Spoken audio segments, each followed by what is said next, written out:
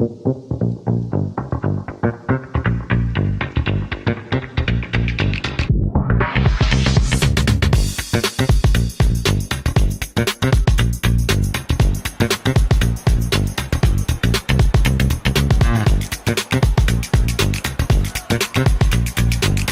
afternoon, everybody. Welcome back to the Liz Moore and Associates Pickleball Resolution. It is Mixed Doubles Sunday, the final day of competition inside the beautiful and newly minted Performance Pickleball RVA. Jon Laaser, Joe Hutzler with you as we have been throughout this tournament. And Joe, it has been an awesome ride to get here. We've seen double gold for Jonathan Medina Alvarez in men's singles and men's doubles open. We've seen the emergence of some young stars that are going to be exploding on the pro tours, and Jaden Broderick and Cameron Luring. And we may see a dose of both of those young guys again, because as we are advancing through our mixed doubles bracket here today, looks like we might be headed for another showdown. I believe that is the case. And good news for the rest of the field is that JMA is not playing today, so we will see a couple new faces on the gold medal stand. But I like what you mentioned there about the emergence of some of these athletes that we haven't seen before in this area. We talk about Loring, even Jonathan Trong as well. But today it's been completely different as far as those that we have seen the last 2 days kind of being on the broadcast. We're going to potentially see some new faces because of these partnerships, some very new partnerships, most notably Loring and Sarah Waugh. Never played before today. Today is the first time, and you do find that a lot when the players are traveling the country looking for some matches and some tournaments they can play as they head to somewhere else.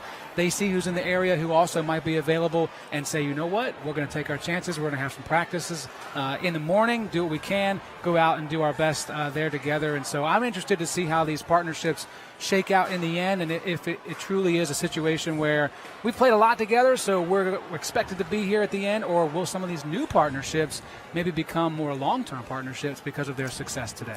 Yeah, it's interesting. You mentioned it right there. I was just talking to Jaden Broderick moments before we came on the air here, and I said, how long has this partnership lasted? And he said, how many hours have we been playing today? This is the first time that he is playing with his partner. And like I mentioned, these young stars, they don't have these long established relationships like you see on the PPA Tour and in MLP on those team formations and things of that nature. But it doesn't mean that they haven't been dynamic and really gaining chemistry. And that's what these regional tournaments are for. It's to build that, to earn some prize money, to finance your travel and some other things as you try to move up the ranks. And I think the Pickleball Resolution has really fit that bill for a number of players throughout the course of this weekend, and today is no different. We're in a bit of a lull, not in the action, but on our stadium court right now, and that's because we are waiting for, after a surprise result we just got that I'm going to tell you about in just a second, we're waiting for the advancement of either Bree Aldridge and Jaden Broderick, whom I was just talking about, and Kirsten Pappas and Youssef Bouzidi. That matchup is taking place. You can see the crowd assembled there over on Skechers Stadium Court 2.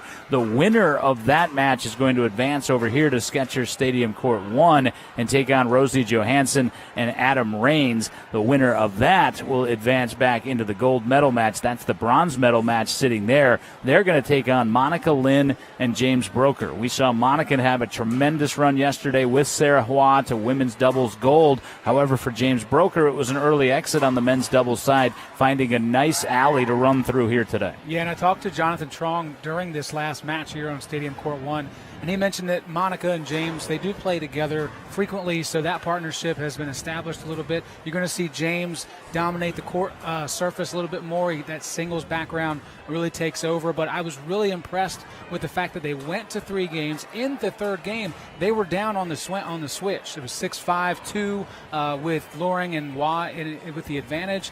They battled back. They played good defense, did Broker and Lynn, and ended up having an easier trip, if you will, as far as the rest of the day. They stay in the winner side of the bracket. So I'm really excited to see, after we've gone through all of this throughout the day, what prevails in terms of the adjustments that have been made, because, again, these new partnerships, they're going to have to make changes. Everything's not going to be perfect when they first come out. So really stoked to see more action on Court 1 and really just a lot of new faces that most of this area is not used to, and putting on a great show. The court has been packed all day long. They're really enjoying this high-level pickleball. Well, for those of you that have been watching this broadcast, our sincere thanks to our crew from VPM. It has been top quality in terms of the production, as we knew that it would. Thank you for all the kind things that you've said. And also, thank you for your concern for my physical well-being. I know that many people noticed I had not changed clothes from Friday to Saturday. I noticed that as well when I didn't do it Sunday morning, so I'm much more well-prepped. And this is a new hoodie, my other hoodie, in my two-hoodie rotation here at Performance Pickleball RVA. No, we're having a blast. We're also, Joe, going to see something that's never been seen before, the championship, the gold medal match in what is called the hybrid division. It is the pairing of an able-bodied player and a wheelchair-assisted player or an adaptive player. And I've been walking around watching as that bracket advances. It's a lot of the faces that you got to know through the wheelchair divisions in the singles and the doubles categories yesterday. They're having a blast. It's kind of an exploratory medium in terms of that version of pickleball. Thus far, from what I've seen, it's going splendidly. You're going to see that as well, because we're going to have that gold medal match here, along with pulling the raffle ticket, that the 50-50 raffle ticket from Liz Moore and Associates that will benefit that very cause. That's very important for those of you that aren't here, because you can still win. So keep watching the broadcast and have your ticket. Well, you can still buy. We're going to do that in about an hour or so, too. Okay. So if you're watching in venue or you're close by, stop on by. Why wouldn't you stop on by? We've got NFL football coming up over at Kitchen RVA, and we also have the decompression session for the staff coming up tonight. That's not to be missed either. But we got a lot more pickleball before we get to either of those two things. As you see, warm-ups have begun here on Skechers Stadium Court 1, and we are just warming up as it turns to the mixed doubles open division bracket. We have $1,000 cash prize on the line for the gold medalist as well. Hang tight. We're going to take a little time out. We'll come back to Pickleball Paradise here in Richmond, Virginia, with mixed doubles at the highest level. You're watching it on the Performance Pickleball RVA YouTube channel and in venue here at Performance Pickleball RVA.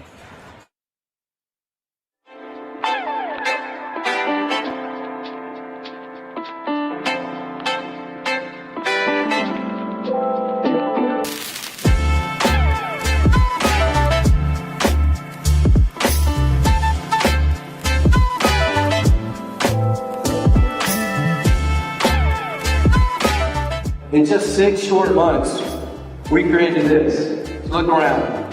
It's awesome. This is a new era for the Regency, and I want to thank the residents here, the people who are here, because you did it. You made this happen. Performance Pickleball RVA now belongs to you, the pickleball community.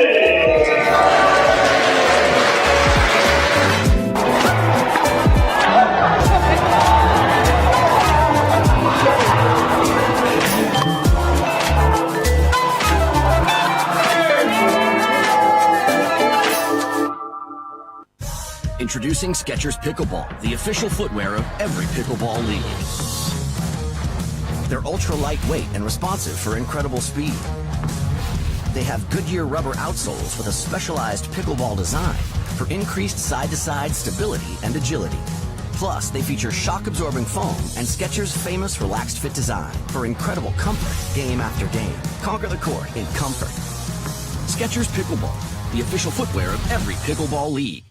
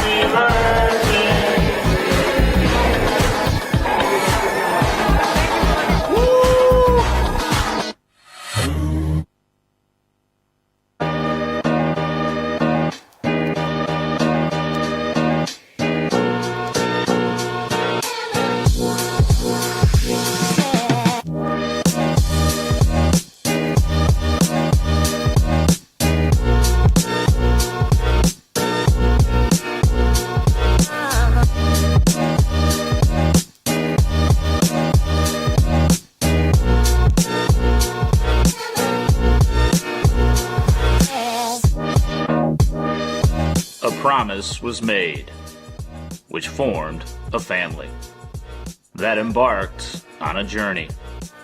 Their path was uncertain. Their determination was not. Today, they reach that destination. Paradise. Welcome to Performance Pickleball RVA.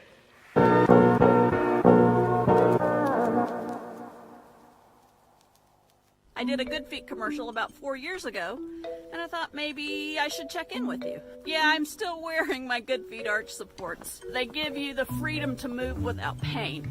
I worry about how warm or cool to dress on trail, but I don't worry about my feet anymore.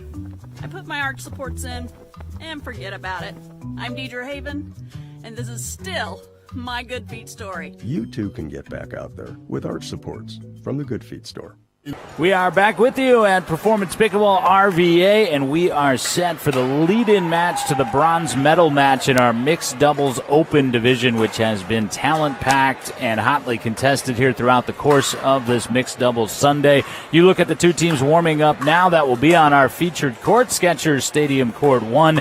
Jon Laaser, Joe Hutzler with you as we have been throughout the weekend, and this one is going to be very good and very entertaining, Joe, as we have Rosie Johansson and Adam Rains, Charlottesville UVA tennis, for Rosie Johansson by way of Canada versus Jaden Broderick. We've gotten to know him very well on the broadcast, took home men's doubles gold with Jonathan Medina Alvarez yesterday, and his partner Bree Aldridge, who is a 25-year-old aspiring pickleball professional from Hickory, North Carolina. We've seen both of these two teams at their best throughout the course of the day. For Rains and Johansson, really seemed to find their stride. They were able to just get past Kirsten Pappas and Youssef Bouzidi just moments ago over on Skechers Stadium Court 2. It was jam-packed in Kitchen RVA with the fans hooting and hollering. They withstood that pressure. Here they are. Who do you like in this matchup and why?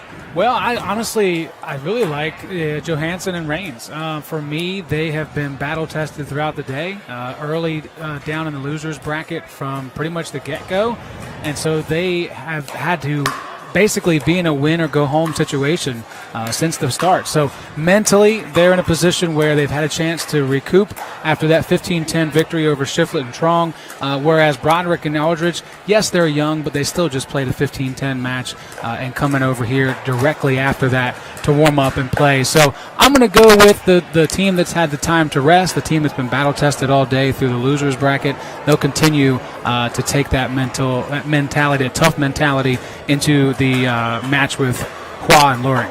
Well, let's set up the players here. As you look at it in the all black and the leggings, the pants there, that's Rosie Johansson. She was warming up with her partner, the lefty Adam Rains. Now the big tall drink of water. What did we name him yesterday? Greenville Gumby? Yeah. I didn't have a time to ask if he liked that or not, so we'll stick with it today. That's Jaden Broderick, and his partner in the black shorts there is Bree Aldridge. And this is the first time those two have paired together for Rains and Johansson. They are both from the Charlottesville area. They play together frequently, but having a run of success in a tournament of this caliber, this is the first time at that level for this partnership as well. Well, and that's what you need to see if you're on the fence at all about your partnership, is you need to see success. You need to feel what's working well between you and your partner, whether you're new or you're old. Again, we've seen in pickleball, things are fickle when it comes to partnerships. So if it's not working, you can expect there'll be some people that are also looking for new partners. But at the same time, we saw this yesterday with JMA and Broderick. Things start to bud at times when you get success. Those two certainly had it. And this group of players on the floor now, they want to continue to feel that success and know that they've got something well for the rest of the year, because this is, for some, the first tournament of 2024 and the first of many tournaments for them, they hope. Yeah, two terms that I've heard used quite frequently, I hadn't heard them until a couple of months ago, are the pickleball breakup and the pickleball divorce. Breakup means we're going to take some time, see if there's someone that's better suited to my style. Pickleball divorce is it's always been your fault and we're done. We don't see nearly as often the pickleball rekindling where we try it again after a little time apart. Waiting in the wings, the victor in this match is going to get Sarah Hua and Cameron Luring. That's going to be a dandy in the bronze medal match. And then beyond that, sitting there in the gold medal match already, Monica Lynn and James Broker. They're going to get a bit of a rest here as we get underway on the serve from Rains. Tremendous drop from Johansson, sets herself up and opens with a sledgehammer backhand for 102. Yeah, that went right to her wheelhouse, able to swing across her body with power and speed. No chance to return that. 1-15 to see who goes on to the bronze medal match. And sitting on that was Bree Aldridge. Aldridge will earn the side out. Again, we've got a left-handed player on both sides of the court for this lead-in match. Broderick got what he wanted but didn't execute. That has been a rarity this weekend as he has put his skills on display. He has been one of the topics of conversation as Aldridge well deep on that serve. And, of course, sorry, I didn't interrupt, but just the lefty thing, that's why the two guys are on the sides that they are. A lot of times you'll see in mixed doubles the female will play on the right side, but here with the lefties, they can cover that middle easier. You're going to see the guys on the right. Nice find from Rains there. Took that behind the body, got the depth on that. Crossed up Broderick, so 2-0-1. We did see Rains yesterday here on Court 1, here on the broadcast with his partner. And so it's another day to be on this court for him. And I really like his game overall. I think it's a bit unexpected at times. Help from the tape.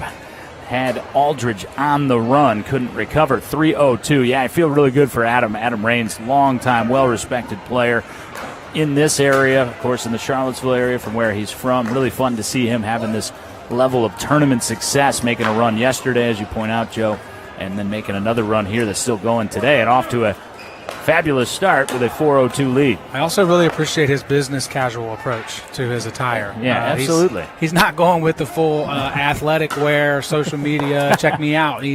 I'm here for business, but also on a party. Business in front, party in the back. That just a little wide from Rosie Johansson. So the first point on the board from Aldridge and Broderick. And see, Broderick, I was discussing this on a couple of occasions yesterday. Just so impressed with him. Obviously, his physical skills as a 17-year-old, as that one got on him quicker than he was anticipating. But just never changes in demeanor. He is never up, never down. Yeah. Here it is. I saw him just physically take over a match earlier today, and that was against Rosa Neidenoff, one of our good friends and performance pickleball representatives here in this tournament. And just when he does that and he's executing at that level, it is a sight to behold. As is that pass from Johansson. Wow. 5-1-1. Yeah, sometimes that tennis background still shows itself, and that was a great example of that. And real quick on the point about Broderick, his partner Aldridge, she's also very stoic, very mellow when it comes to emotion being showed. I've been walking around, obviously capturing footage throughout the day, and if you're looking for that big hurrah moment, for social media, big hype type of moment, it's not going to come from these two. No, it's not. We didn't see much emotion at all yesterday in the triumph in men's doubles. Longest rally of the match. Ooh. Won by Johansson. Something else I'm noticing, it's really interesting here on day 3, those that we've seen 3 straight days on this court, there's just something not quite there. Third day in a row, your body's starting to wear down a little bit. Even Jonathan Trong, he was putting tape on his knee earlier today, he admitted, it's like my body's just, it's falling apart as we get into day 3s. Score mismarked as we have 1-6-1 as Aldridge and Broderick take the serve back. There's a little confusion there, and Ben Davis, the lead official, was asked the score by both teams. He read it correctly, and now it is 1-6-2.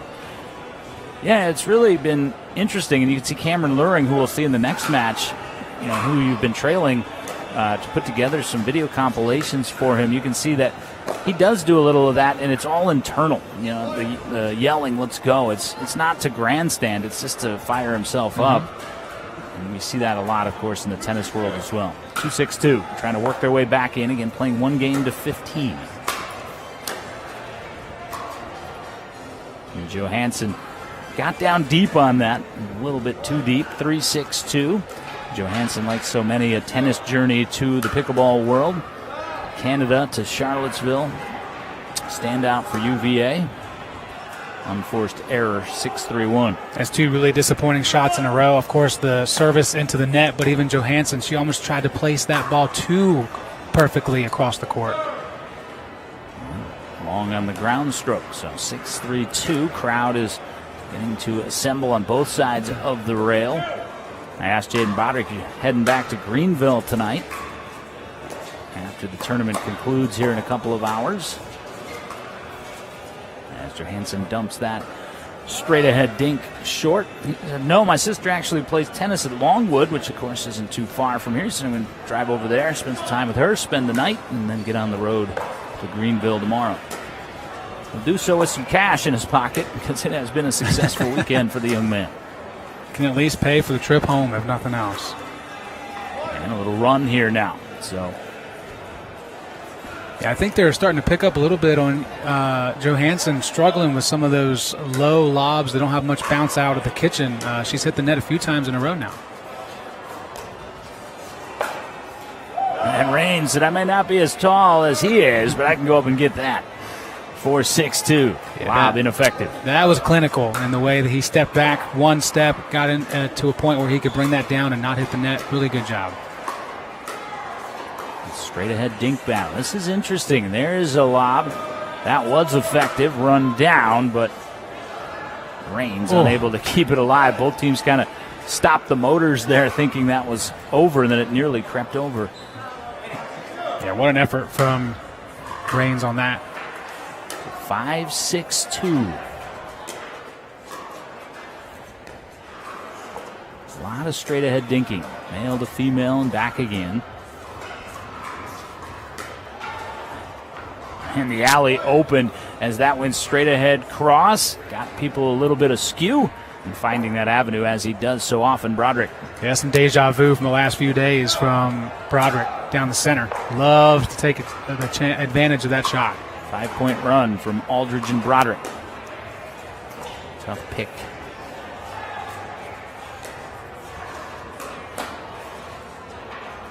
And the run will end there, just wide on the straight ahead speed up. So 6-6-1, serve back to Johansson and Raines. Check that, they called that in. 7-6-2 is the score. So an overrule by our referees. Now it will come back on the side out. Really good time for the poach right there because Raines was already in movement to his left. He had the momentum. Really good flick there of the wrist as well, making sure that it was not returnable from the taller Broderick. Raines to serve, now down for the first time in this lead into the bronze medal match.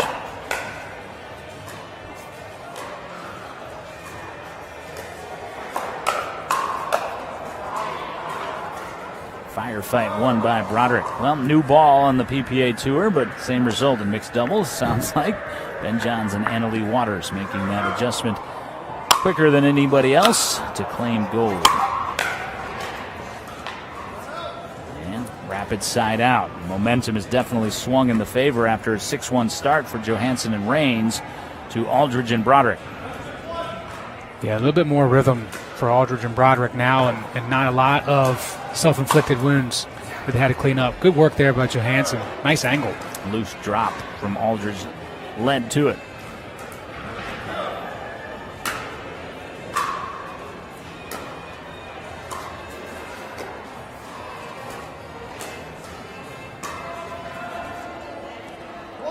I'm really interested to know when Johansson decides to go straight across or cross court. She doesn't really have a tell at this point. It's just whatever feels right. And we'll have a brief timeout as we change ends. And Raines and Johansson will come down in front of our broadcast table here. But you're looking at Bree Aldridge. And Aldridge, 25 years of age. I asked Jaden Broderick how this pairing came about, and he said, they just met in pickleball circles playing some regional tournaments. He knew that Bree was looking to elevate her game and play in some of these money ball type events, and the two linked up for this event.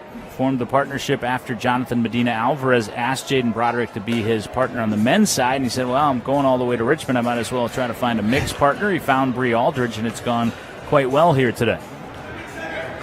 Yeah, absolutely has. I mean, it's something I can never quite understand. Of course, I haven't experienced it. That's part of the problem of just showing up, never play with somebody. Hey, we're gonna take this thing all the way, all day. It's really, really impressive that they're able to be so humble with themselves and also provide constructive criticism for their partner to be successful. And that's one Johansson would like back. It's 9-6-2, and it's an 8-0 run for Aldridge and Broderick. No timeouts utilized other than the end change for either team. And neither team talking a lot during that end change either. And that was one of those shots from Raines that Broderick was expecting something better and wasn't in position to put away the higher shot.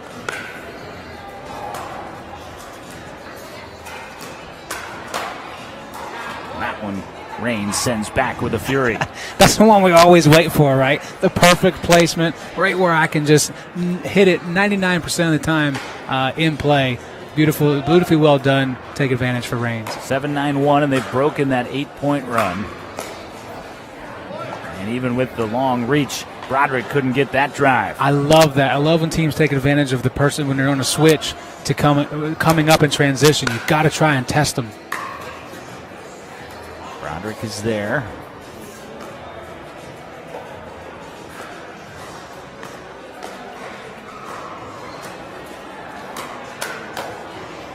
Speed up cross. Doesn't work out for Johansson. I'm going to talk about playing with Jay DeVilliers often, which we did last year, and that was the first thing he said was never speed cross. But that goes out the window at times in mixed doubles, as we've seen throughout this tournament. You'll see throughout any tournament. That is not a hard, fast rule. Well, it's also something in the sport of basketball. Don't pass it across court, but sometimes you have to, and there are cases where that has to be your only option, really. So they stay at 9-8-1 as they being Johansson and Raines turn back the serve of Aldridge. Now they'll get the serve of Broderick.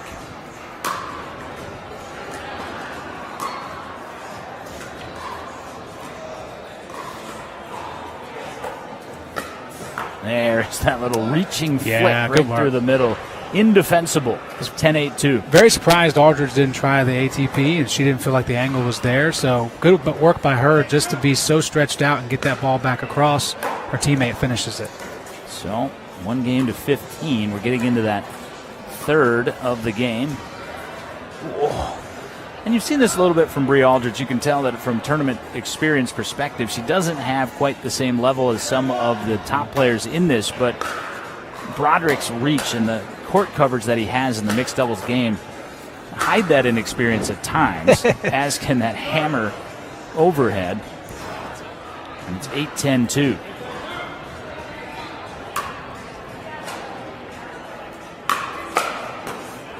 Tried the big guy again and paid the price. Yeah, both of those, Broderick and Aldridge, have phenomenal two-hand backhands with their form, the way they do swing it across their body, use those hips for extra power. Really, really tough to defend, especially if you're in motion, as Raines was.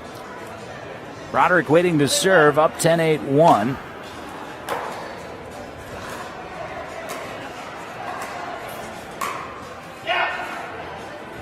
That was a nice put away to keep it 10-8. We haven't seen that either. We haven't seen Johansson try to go down the center, so it was a good change up there, and we did see Johansson and Raines talk before that last point. And the cross-court drop goes wanting, so rapid side out the other direction. Nice stand from Johansson and Raines there, and the Charlottesville duo will serve down 8-10-1.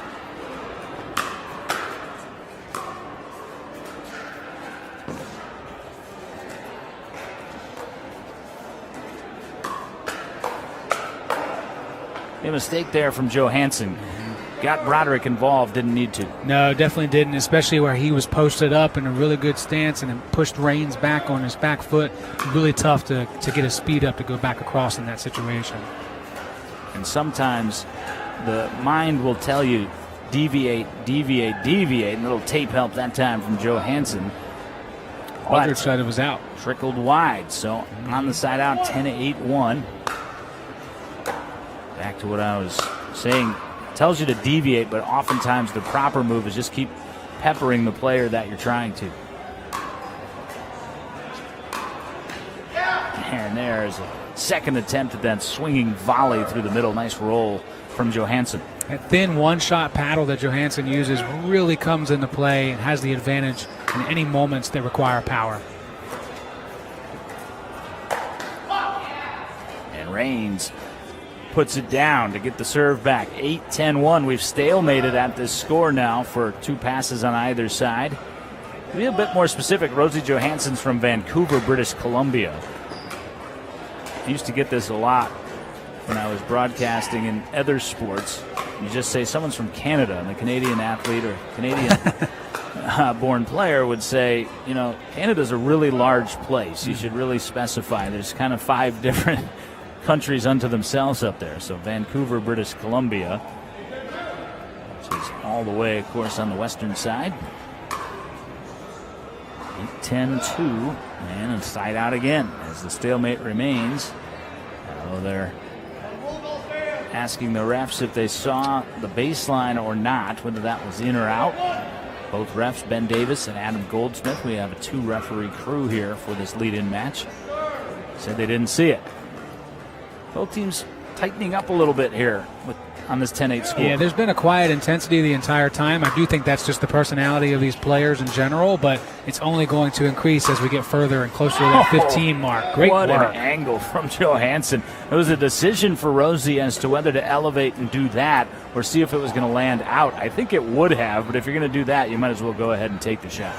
Yeah, 100%. Definitely making her Cavalier teammates from back in the day proud on that beauty. I like this timeout taken right here. We're going to take it with Johansson and Raines. Just said we got the side out again. We haven't done anything the last 3 times. Let's change it up. So they'll strategize. We will come back in 30 seconds. 8-10-1. This is a lead-in match for the bronze medal in our mixed doubles open division at the Lismore & Associates Pickleball Resolution.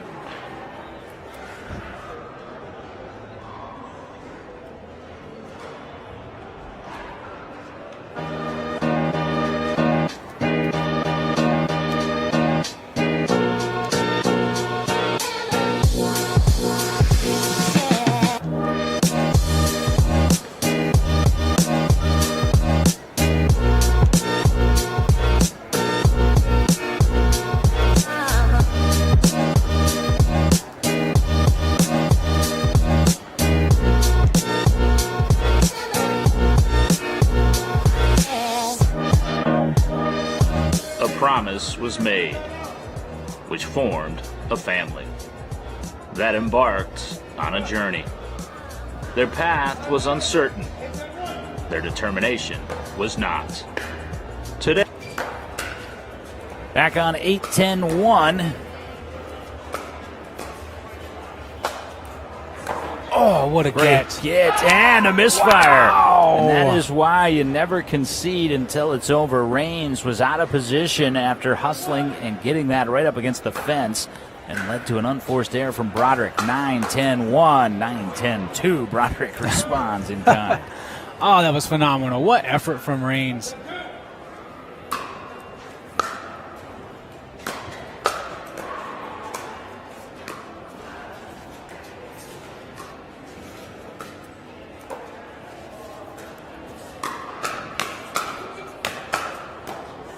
That was some unreal hand-eye coordination from Jaden Broderick right there. It seemed like Johansson had the best of that until she didn't, and you could almost see it on her face when that last one came back at the depth that it did.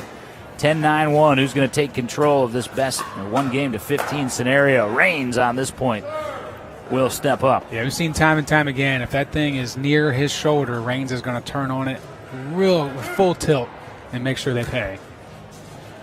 Bree Aldridge with the serve on 10-9-2. Johansson and Raines have switched sides. Yeah, that cross dink was way too high. Raines, 2 shots later, took care of business. So 9-10-1, Rosie Johansson Raines just trying to desperately poke that one into the back corner. Couldn't do so. 9-10-2. Johansson smiling as she and Raines converse. Yeah, I wonder if they're going to stick with Raines on the right side, or maybe it was just that particular point felt the need to switch sides. It looks like they're going to go back to the original. Broderick steps in, takes control of the point, and takes the serve back. And that is what you'll see in mixed doubles right there. Bree Aldridge holding her own there in that dink battle, but once Broderick saw an opening to take command, he stepped in.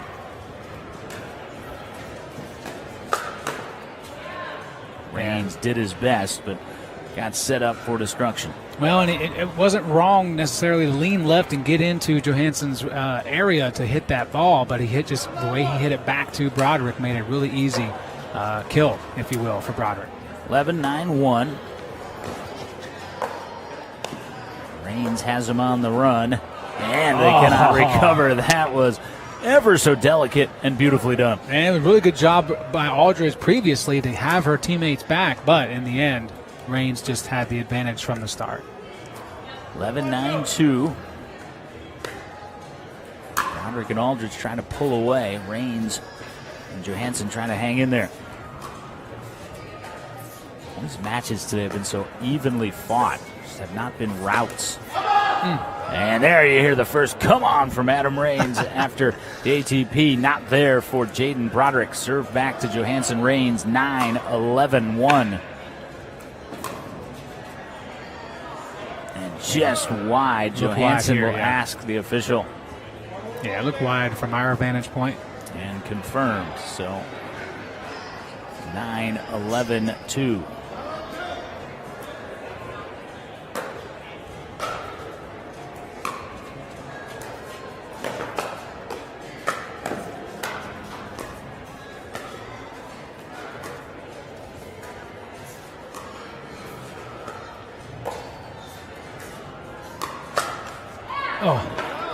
Gosh, that was straight ahead. We've seen Broderick sitting on those all throughout the weekend. It was super risky by Raines in the beginning of that point to be so far over to the left by himself. Good recovery, but at the end of the day, Broderick does what he does best. I was going to say the same thing. Got involved, didn't need to, got off balance, got back on balance, but didn't matter.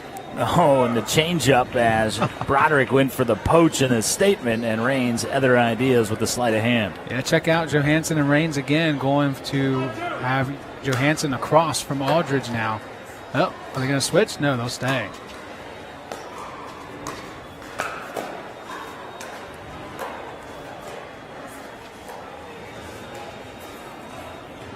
There you go, side out again with no blood.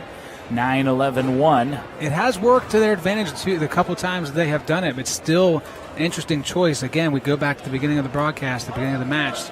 The lefty usually playing the right so they can cover the middle. Do switch here.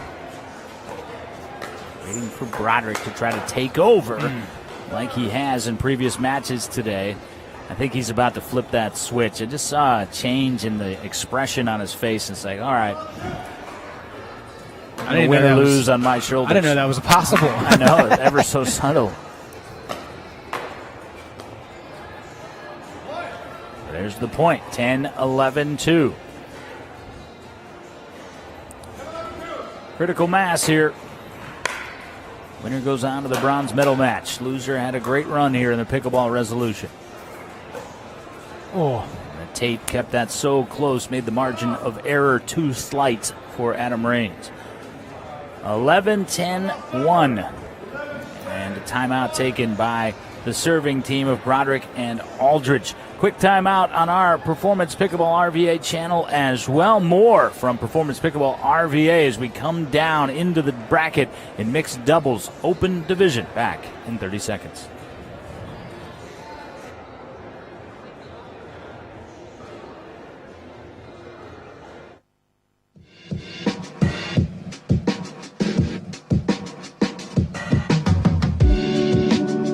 Drove about an hour just to check it out. It's an awesome indoor facility.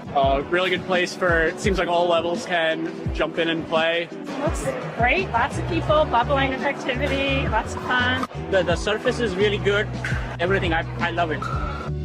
one-stop shop, right? We got the bar, we got the restaurant, we got the ways, we got a ping pong table. I mean, you got showers. I mean, you come here, you can spend a day here and not get bored. It's just a great experience.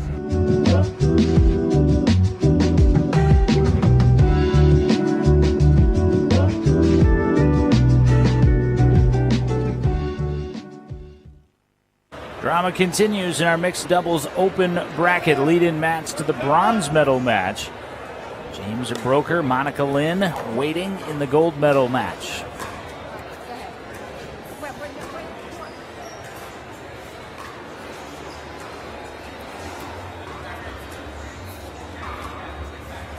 Keeping Broderick out of it.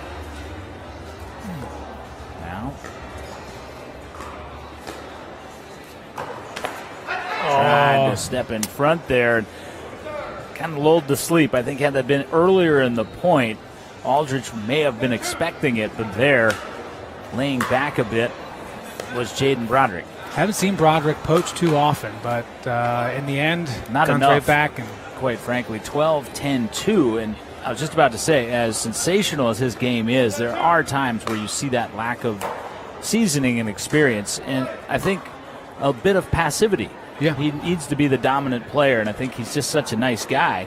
And it happens a lot in mixed doubles and pickleball that he doesn't step over when he should and could. Probably the better way to phrase that. 13-10-2. Despite that, couple points away from advancement. Make it 1 point away. 14-10-2. All that to say that the future for this kid is limitless. Yeah, 100%. He's a next-gen PPA for a reason, and he's just adding to that potential legacy someday here in Richmond. And that'll do it off the serve as Rain slices it deep. 15-10-2. Run continues in Richmond for Broderick and Aldridge. Tremendous showing here at the Pickleball Resolution for Adam Raines and Rosie Johansson. They delighted the crowd throughout the day, as have Aldridge and Broderick. Will continue to do so as they advance. And we've got another fantastic match on deck here because we have yesterday's gold medal winner in women's doubles, Sarah Waugh. She is teamed up with Cameron Luring, who has been a staple on these broadcasts, already a two-time silver medalist on Friday in singles and yesterday in men's doubles. Hang tight. We come back with you in a few minutes. We've got that Waugh Luring match against the two you just saw, Broderick and Aldridge. It is getting down to the end of the Pickleball Resolution, but much still to be determined.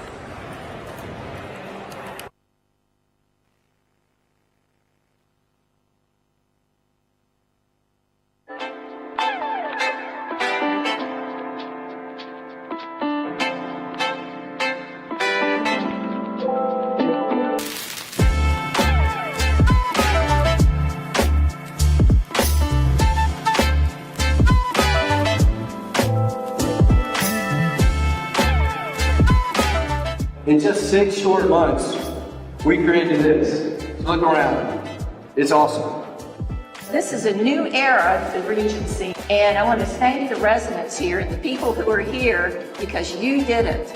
You made this happen. Performance Pickleball RVA now belongs to you, the pickleball community.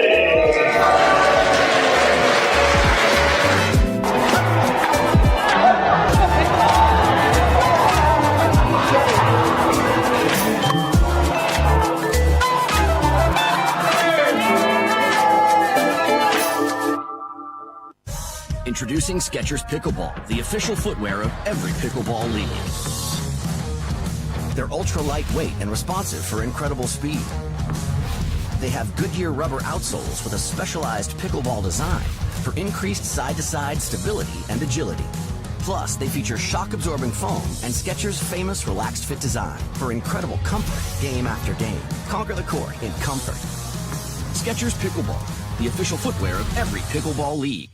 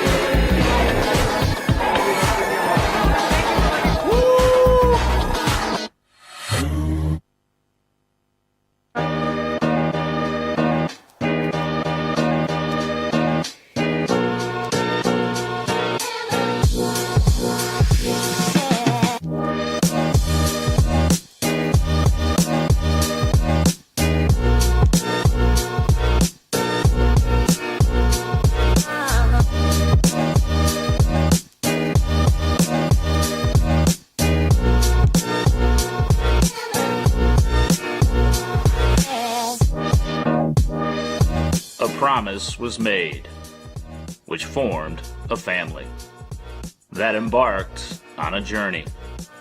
Their path was uncertain. Their determination was not. Today, they reach that destination. Paradise. Welcome to Performance Pickleball RVA.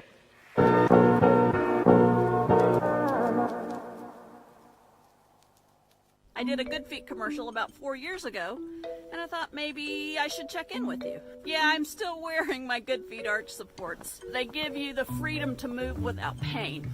I worry about how warm or cool to dress on trail, but I don't worry about my feet anymore. I put my arch supports in and forget about it. I'm Deidre Haven, and this is still my Good Feet story. You too can get back out there with arch supports from the Good Feet store. You know, in my lifetime, I've been knocked around a few times. No matter how many times you get knocked down, hell, you got to get up off the turf. Back pain, knee pain, you name it, I had it. But when I walked into the Good Feet store and got fitted for arch support, I feel so much better. Very little pain in my back. I feel no pain in my knee. It is nothing like it. No matter who you are, whatever position you hold, in some way, we can help somebody. And that's what the Good Feet store does. They help you keep going with life.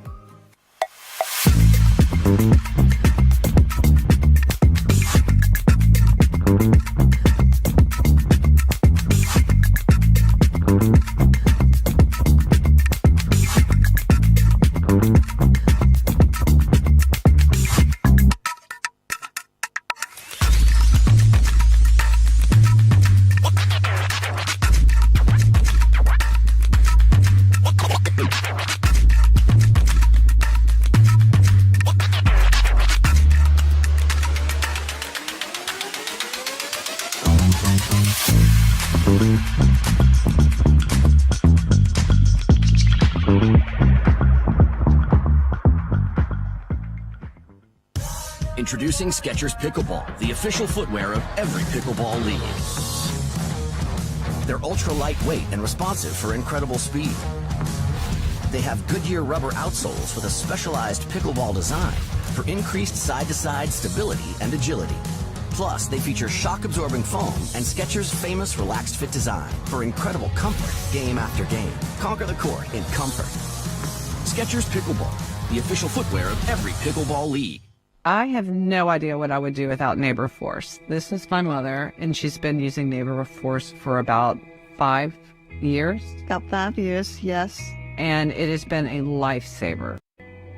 Hey pickleballers, do you have aging parents or know people that do? Well, Neighbor Force could be the answer if you need just a little bit of extra help. No contracts, 1 hour minimum. We are definitely the people to call. Or are you looking to get involved in your community? Being a neighbor at Neighbor Force could be the answer. We would not conflict with your pickleball matches. You can work whenever you want. It's almost like volunteering with a paycheck.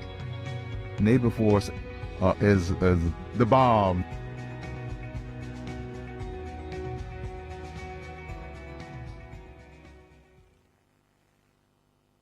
Bronze medal match, mixed doubles open division. As you see, the referees meeting, and we know the combatants in this one. Back to that matchup in just a moment, but that lead-in spot, Neighbor Force. I'm looking across at our Neighbor Force champions wall here.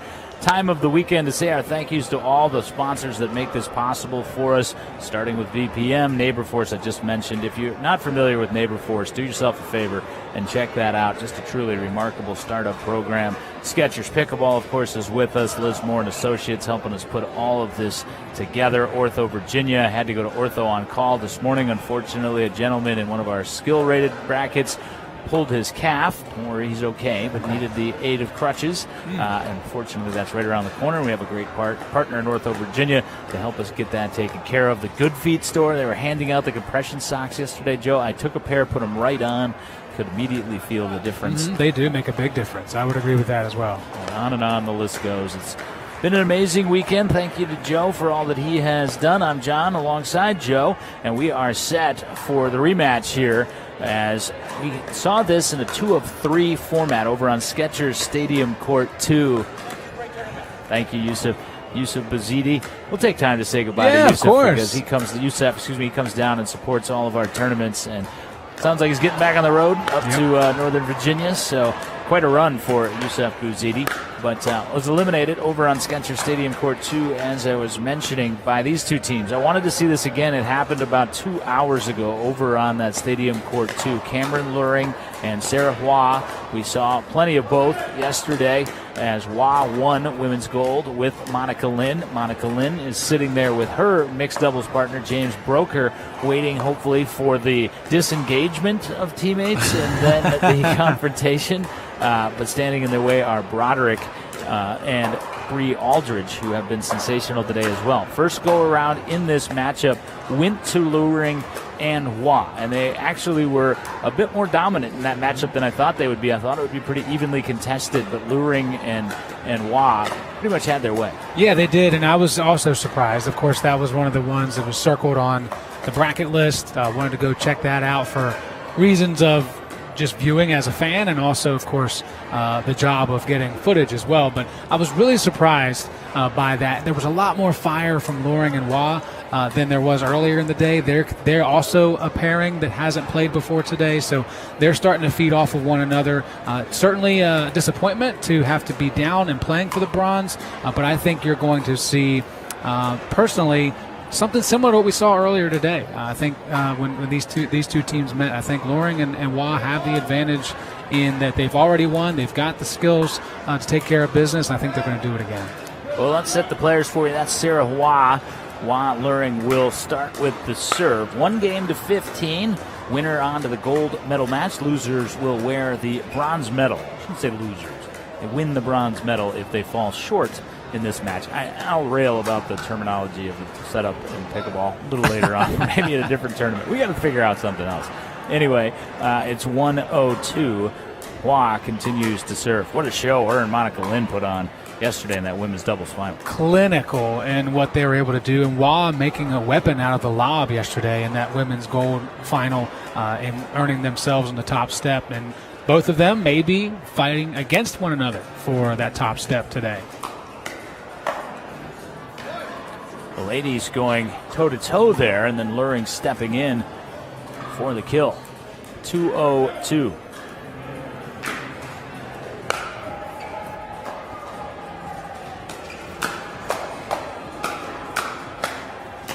Broderick gets involved and earns the side out. We just talked about that in the last matchup, about Broderick not coming over and poaching when he probably should. That time he does so, and he takes it the rest of the way.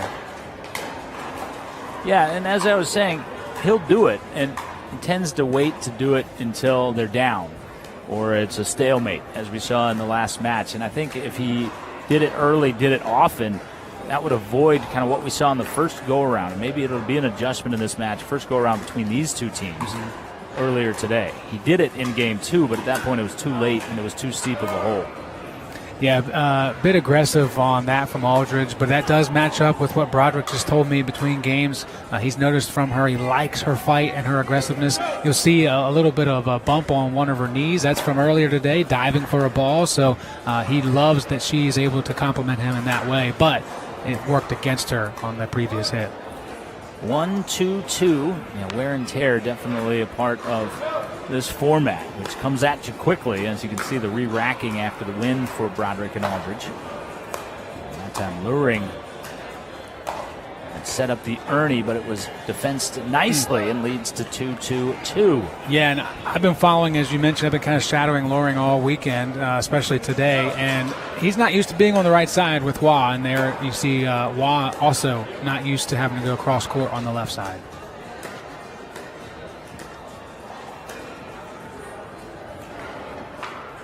That lob is deep for the side out. Yeah, the weaponization of the lob. It was a good tactic yesterday for Hua, and it's a phenomenal name for a future documentary directed by Joe Hutzler. That would be pretty good. We'll have to write that one down. I like that. I like that. Would that. sell. People would yeah, click of course on it would. What yeah, is this? they at least, we'd get a lot of clicks. I don't know how long the duration of view would be, but the clicks would be Doesn't matter, there. man. It's all about the clicks. It's all about the clicks and likes, baby. That's the world we live in. Here comes an elite segue, and thank you for clicking on our Performance Pickleball RVA YouTube channel and checking out I just can't even finish it. Thanks for being here. I still love it. You know, I'm a fan of that. I'm the pillow guy, so oh, yes. Don't forget. Why did that not make its way into my inbox? I was supposed to be clicked out. There's some Hello. other things. Some other things. Wow, at the that top is of the list. some eerie timing. Bill Durham just texted me right as you Whoa. said that. 4-2-1.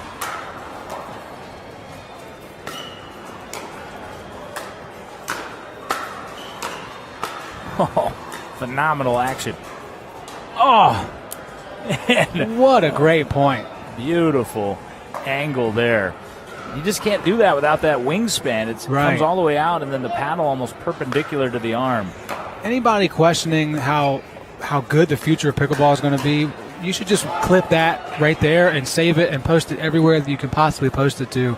This is the future of pickleball. That was one hell of a point and certainly worth tuning in for. Wow. 3-4 on the one.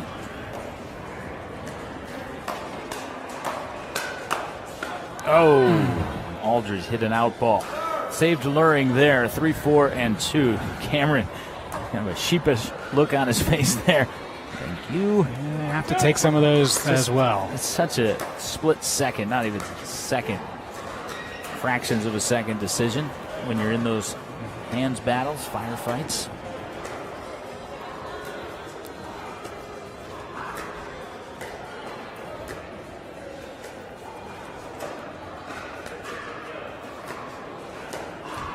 Just staying on here. And eventually the step in from Luring. And that's exactly what I was talking about in the previous match. Just stay on the pattern. Don't deviate, don't deviate, don't deviate. And eventually the opportunity comes. Yeah, especially if you're on the left side or if you're in Aldridge's position and you're just going straight across with Wah, and then boom, you see somebody pop out of your peripheral and hit that ball back across. It's really disorienting. 4-3-2. And it'll be 3-4-1 on a relatively easy side out. Back-to-back unforced errors for Luring and Hua. It's very uncommon for these two as well. Oh, that poor ball.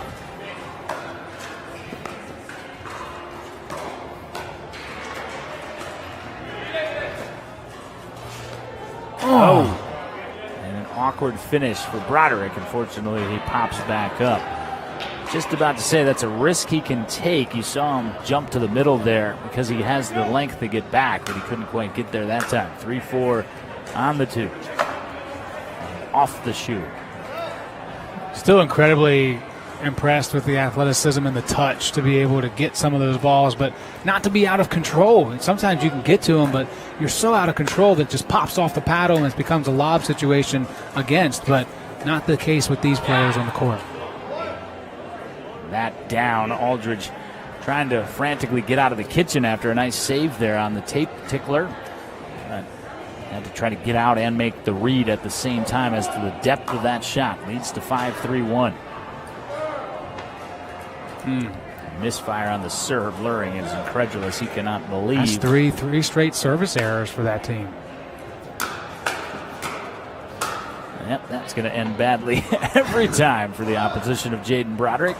3-5-1. Again, 1 game to 15. Winner on to face Broker and Lynn in the gold medal match. In between this match and that match, however, we are going to have a gold medal interlude. I'm teeing that up for Aldridge, and she could not execute. We will have the hybrid division gold medal with our friends from Sportable. Tournament first. Can't tell you how excited I am. Talked to a number of the Sportable athletes that were part of yesterday's doubles division and the 4 that were featured on our broadcast. And like any athlete that doesn't find themselves on a broadcast all that often, like we would, they were just elated, just had a blast, and some special moments happening here this weekend in a variety of ways. In many different ways. Definitely enjoyed that. I'm going to enjoy it today as well as you did. I watched some action earlier in the hybrid division, and it was very interesting to see that those in the chairs were more in control than those that weren't. It seemed like they were the ones that were like, I know what I'm doing here. Couldn't you pick up the slack? Come on now. So I want to see how the day has transpired if those that are on the able-bodied side have kind of picked up a little bit more of that sequence and be more comfortable.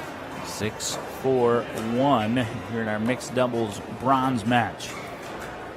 Yeah, Amy Smith from Sportable, who was with us, their director of pickleball, wound up a little too tightly there. 6-4-2.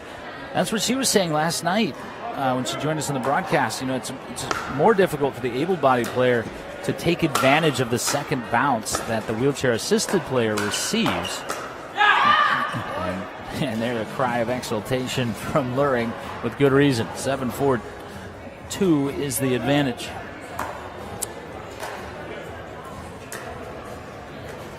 It's like with any variation of pickleball. It's not about power and might. It's about thinking, strategizing your way through it. It's a really cool concept. A number of the actual Sportable employees and volunteers are playing as the able-bodied players with the wheelchair-assisted players that they work so closely with in the Sportable program. It's going to be awesome. Yeah, no doubt. And you mentioned something about pickleball that I love is it's also a mental workout. It's not just about burning the calories and your energy. It's great for the mind as well. Broderick needed a couple more swings there than he thought he was going to. Excellent defense mounted, but ultimately fruitless. 5-7-1. Eventually, these great singles players, they do end up showing a little bit of that singles prowess even in doubles, and Broderick did there.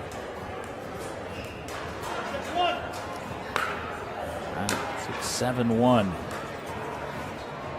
6-7-2. It's a lot more self-inflicted wounds than I would normally expect from these players on paper. Yeah, it's definitely setting in. We saw that last night in the men's doubles open final. Luring had run out of gas. Come on, Joe. Oh, your big moment. Interference. Joe Hudson. Pass interference. Flag on the play. You read it well. You were there. You were aware of straight pickleball. I was a lineman. Come on. I never touched the ball unless somebody fumbled it and I fell on top. 7-6-1.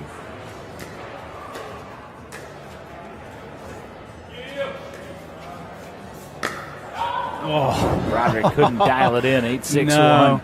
And that's because he thought about it a little too long because Luring was out there on the ATP defense. You know what I feel great for today is James Broker. A little run yesterday in the men's doubles, but putting his full game on display today with Monica Lynn as his partner. I keep saying it was a surprise as a timeout is taken on the court here. We'll keep it here, 9-6-1 when we come back. We keep saying we're surprised that Broker and Lynn won against this tandem of Luring and Wah a little earlier to advance to the gold medal match. But the more and more I think about it, it's not a surprise. And they play together a lot. They're from the same area. This is a relatively new pairing in Wah and Luring. And I think that underestimating the skills a bit of James Broker, as it pertains to this mixed doubles format, he's one of the best players in the region by far. Yeah, no question. And I think you mentioned it yesterday. It was a good point that he's just missed out a few times on being at the gold medal game or being on the big stage as far as the broadcast in singles and in doubles. So I agree with you. It's great to see him here and being able to fight for a gold. And, that match did live up to the billing. I know the result was somewhat surprising for some folks, but 11-8, 11-4, 11-9, it was really a really great one to watch. And we will see if anybody can prevail or have some type of momentum heading into the gold. 9-6-1, change of ends.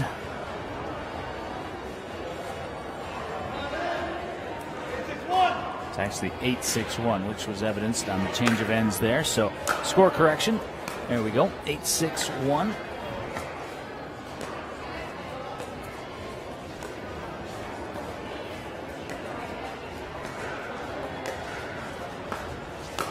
Oh, female straight ahead again, and Broderick, that tentative first half step right there, and that's kind of what we've been discussing on display there. That's the next step for him. It also didn't feel like as much of the ball came off the paddle or claw that we're used to, so that definitely messed up the rhythm.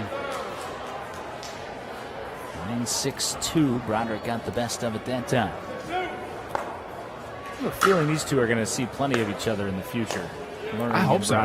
They seem to be friends, but in a competitive standpoint, 17 and 20 years old, respectively. Swinging away. Great reset. And Hua eventually ends it with point number 10, 10-6-2. Yeah, it's a critical point now, or a moment in the match for Broderick and Aldridge. They need to get a couple more.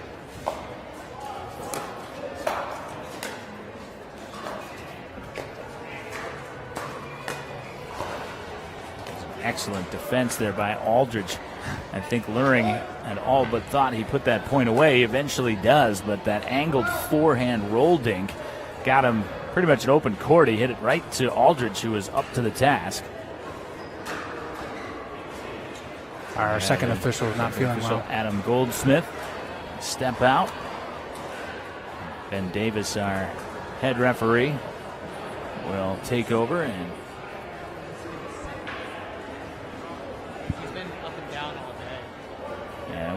pause for just a moment while we wait for a second referee and also check on our friend Adam Goldsmith. We'll take a quick timeout, a medical timeout here at the moment for a referee situation. We'll get a fill-in referee and continue at 11-6-2. And I think Ben Davis is just going to say, let's continue solo ref.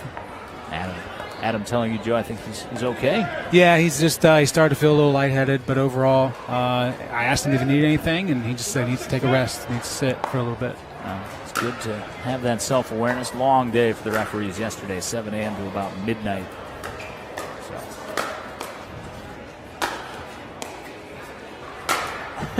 Wow. Oh. We're going to send that one to Sports Center. Broderick just pounding away.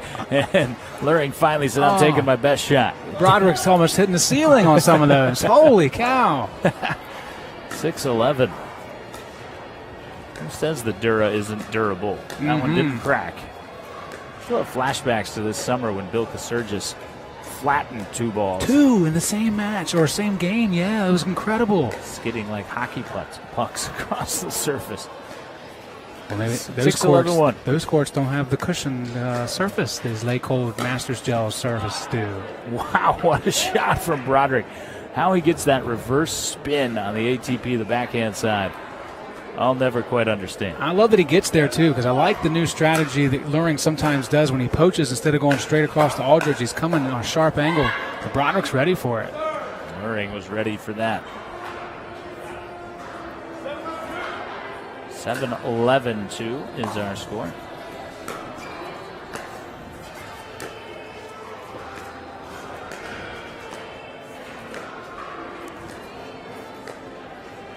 As we've seen so often, duel between Hua and Aldridge. When do the men step in? We've seen it so many times. Cheating over, and it will be moot point as Aldridge holds her own there, and Hua eventually took her shot. So 8-11-2. Definitely see the game plan from both teams. I like the strategy of not trying to get it all back in 1 point from Aldridge and Broderick. Dig from Broderick. Luring teeing off. That time, Aldridge couldn't quite dig it out. So 11-8-1, first to 15, win by 2, advances to the gold medal match. Mixed doubles open division.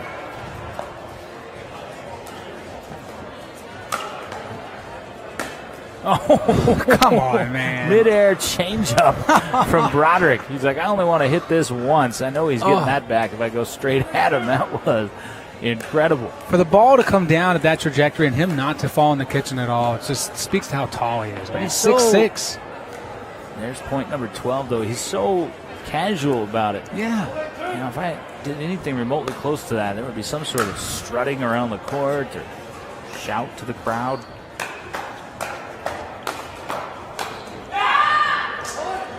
Got it onto the body of Aldridge, and it's 13-8. So closing in on advancement here are Hua and Luring.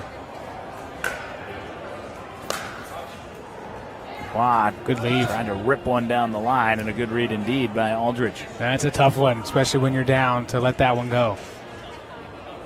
8:13. If there's going to be a stand, you get the sense that it's here, and so do our teams as a timeout is taken on the court. We'll take a quick one ourselves. 30-second break. 8:13. Broderick Aldridge try to mount the comeback on the other side of this timeout from the Liz Moore and Associates Pickleball Resolution.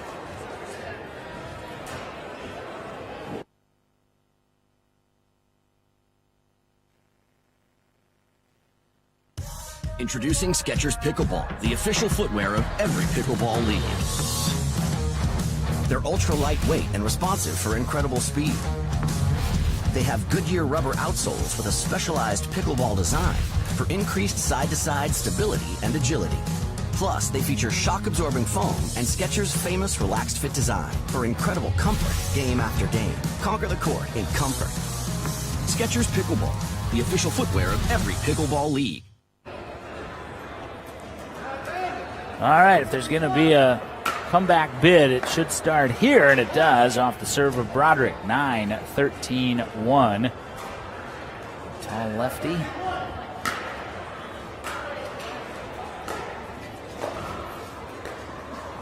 And here we go again. Haas stepped out on the half Ernie. Oh, that was just out. Just wide, so 10-13-1. This has been much better back and forth, honestly, than the first matchup earlier this afternoon.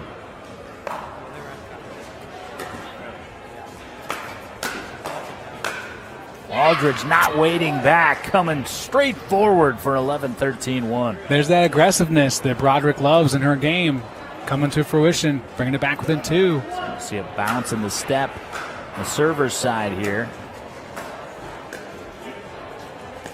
Lands on the line, and you like the aggressiveness, but not the time for it there from Broderick.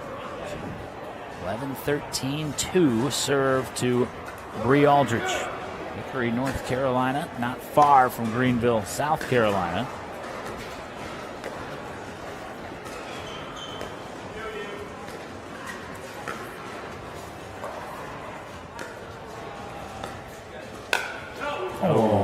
Mistimed, unforced error from Aldridge. Yeah, just didn't have the ball in the downswing to keep that one in play. That's a tough one to give up. So 13-11-1, trying to close it out. And there comes Cameron Luring. Point away from the gold medal match. Yeah, that was a thing of beauty. It was saving it for the right moment, leaping across and putting it away. The seldom seen Burt. Unless you're at the Kitchen RVA. Yep. You can get a Burt anytime you want. Set you up, and I knew you'd take it. Broderick's going to take that every time. 14-11-2, trying to earn the side out here. Keep the segues coming. Seems like a foregone conclusion, but it absolutely is not. As Schwa serves Aldridge. Get the familiar pattern.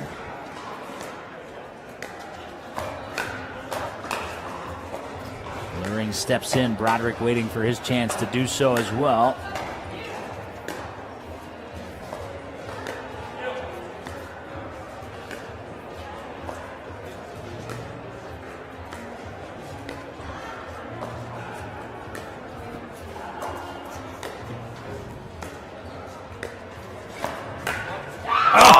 Beauty! What a point. You heard the shriek there from Aldridge as she earns the side out. So not done yet. 11-14-1.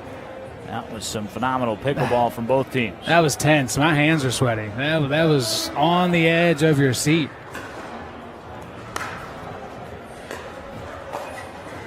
Ring stepping over early.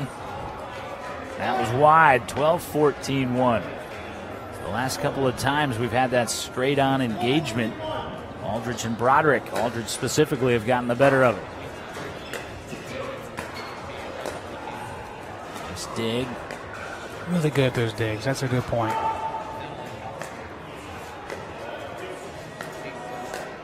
Oh, it's dangerous. Aldridge was dangerous, but Broderick there to clean it up. 13-14-1. Man, the risks that are being taken right now, they're necessary, but they still leave you holding your breath. 5-0 run. Excuse me, a 5-1 run. It was 13-8 for Hua and Luring.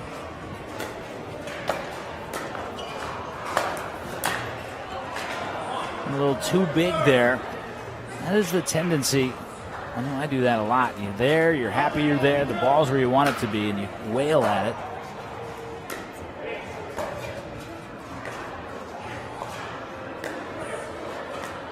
On the shoulders of Aldrich.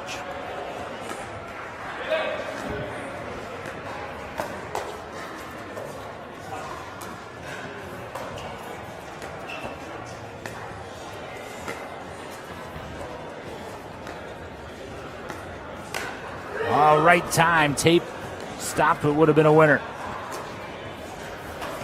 Didn't quite get it all the way back in the ATP. 14 all. I don't even, there's nothing to say. This is so good. Oh, my Lord. 14-2. I've become a fan, guys. I'm sorry. I cannot handle how good this is. That one not quite as good. 14-14-1, back to Hua. Winner to the gold medal match to take on Broker and Lin.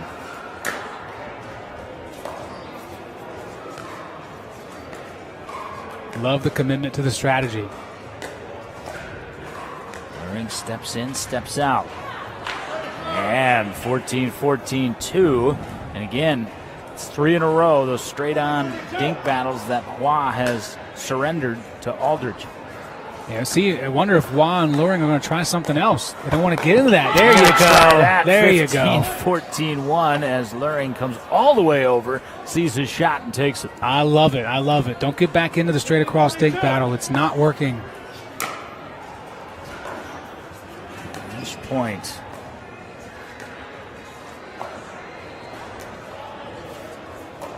And that'll do it. The ATP at the feet of Broderick to advance to the gold medal match. What a battle it was. What a weekend it was for Jaden Broderick and also Bree Aldrich today. But they will settle for the bronze in mixed doubles. And Hua and Luring will advance to that gold medal match. We'll have that for you, of course, here on our Performance Pickleball RVA channel. But after this time out from our Performance Pickleball RVA YouTube channel, we will have something truly special, our hybrid division gold medal match. Hybrid pickleball, able body and wheelchair assisted, playing together as teams here in Pickleball Paradise. We'll have it for you on the other side of this timeout. This is the Lismore & Associates Pickleball Resolution.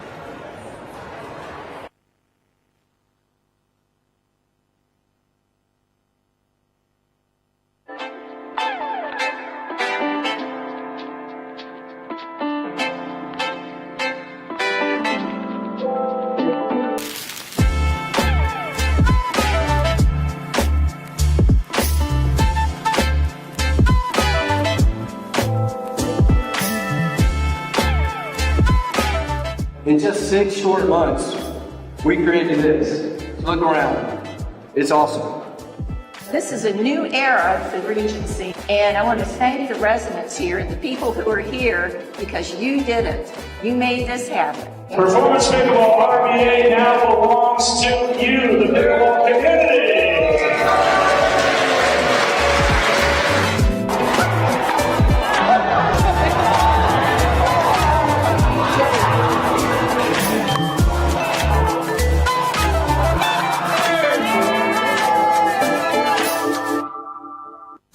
Introducing Skechers Pickleball, the official footwear of every pickleball league. They're ultra lightweight and responsive for incredible speed. They have Goodyear rubber outsoles with a specialized pickleball design for increased side-to-side stability and agility. Plus, they feature shock-absorbing foam and Skechers' famous relaxed fit design for incredible comfort game after game. Conquer the court in comfort. Skechers Pickleball, the official footwear of every pickleball league.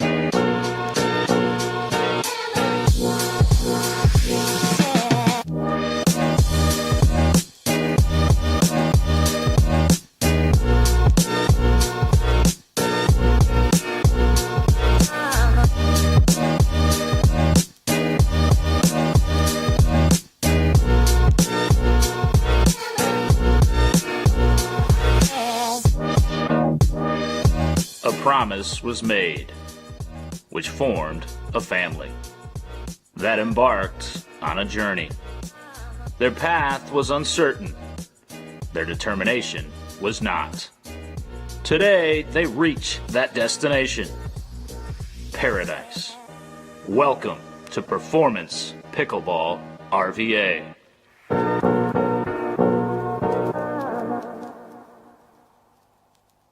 I did a Good Feet commercial about 4 years ago, and I thought maybe I should check in with you. Yeah, I'm still wearing my Good Feet arch supports. They give you the freedom to move without pain. I worry about how warm or cool to dress on trail, but I don't worry about my feet anymore. I put my arch supports in and forget about it. I'm Deidre Haven, and this is still my Good Feet story. You too can get back out there with arch supports from the Good Feet store. You know, in my lifetime, I've been knocked around a few times. No matter how many times you get knocked down, hell, you got to get up off the turf. Back pain, knee pain, you name it, I had it. But when I walked into the Good Feet store and got fitted for arch support, I feel so much better. Very little pain in my back. I feel no pain in my knee. It is nothing like it. No matter who you are, whatever position you hold, in some way, we can help somebody. That's what the Good Feet store does. They help you keep going with life.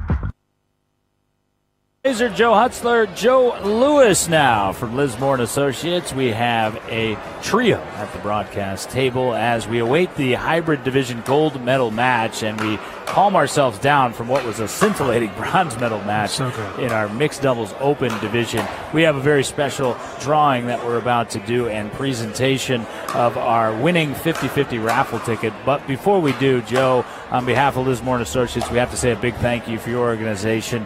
The great partner in putting together the Lismore & Associates Pickleball Resolution. It has been a phenomenal weekend for all. A lot of good has been done in the pickleball community and for Sportable and for Lismore and for Performance Pickleball RVA, quite frankly. So we say thank you. What has the lead up to this event been like for you guys, and what has the weekend been like as a team as it finally got here? The committee has been working really hard with you guys to put this together. We want to also thank you guys. It's been fantastic working with you to raise this money for Sportable. We've been really excited. The lead up has been fantastic. It's my first pickleball tournament, and I'm excited now to be here with you guys now to do this drawing. Absolutely. Well, without further ado, let's do the drawing. And we've got our friend Lynn Baker, who has also been a catalyst over here. She's been in charge of the raffle bucket, as we're calling it today, which has become more and more filled. And yesterday we saw a player's donation to Sportable, $500. That was the pool that the donations came straight from the players that were in the field. And another avenue of the donation, and then there'll be the large donation from the registration and sponsorship money that has been accrued during the course of this event. But to fill people in, we've been selling 50-50 raffle tickets throughout the course of the event. Of course, that means 50% of those winnings go straight to Sportable, 50% to the winner. And quite frankly, you guys did an awesome job selling tickets, because we sold them in groups of $1, $15 for $10, and $30 for $20. Yes. And you sold $1,316 worth of raffle tickets, which means the winning ticket that you're about to draw is worth $658. So someone's going to win $658 in a few minutes here. Are you ready? Are you ready to draw that number? Joe, do you know how to do a drum roll? I do. All right. Good luck, everyone. Thank you so much. Joe Hutzler on the drum roll. I'm not looking. I'm going to pull a number here. Let's see what we got. Can't see. I can verify that. What do we have? We've got Tim Horton. Tim Horton, I know Coffee that guy? name. Yeah, you don't need the money. Tim Horton, you are the winner of our 50-50 raffle. If you are watching, fantastic. If not, we will contact you, and we'll also read that number over the PA system here locally at Performance Pickleball in just a moment. Tremendous job, guys. The enthusiasm was infectious from your team. I think that it infiltrated all the people here, the players, the spectators, volunteers, sponsors, and everybody else. Absolutely. Can't wait till next year when we do it bigger and better, even We're if that's excited. possible. Oh, yeah, we're definitely going to be back next year again. Thank you, John, to you and your whole entire team for helping us throw this for Sportable, and we are looking forward to working with you again next year. You guys are the best. Joe Lewis representing Liz Moore and Associates. They presented the Pickleball Resolution. It's not done yet. We've got 2 massive gold medal matches to come, a first of its kind hybrid division gold medal matches on deck, and then a highly anticipated gold medal match in mixed doubles open division. Joe and I will be back for that. We'll have a special guest in yesterday's men's doubles gold medalist, Jonathan Medina Alvarez, joining us as a special analyst for that gold medal match. We'll come back and take a look at the road through the brackets, where we are with 2 big matches to go here from Pickleball Paradise. Back in just a moment across the Performance Pickleball RVA channel.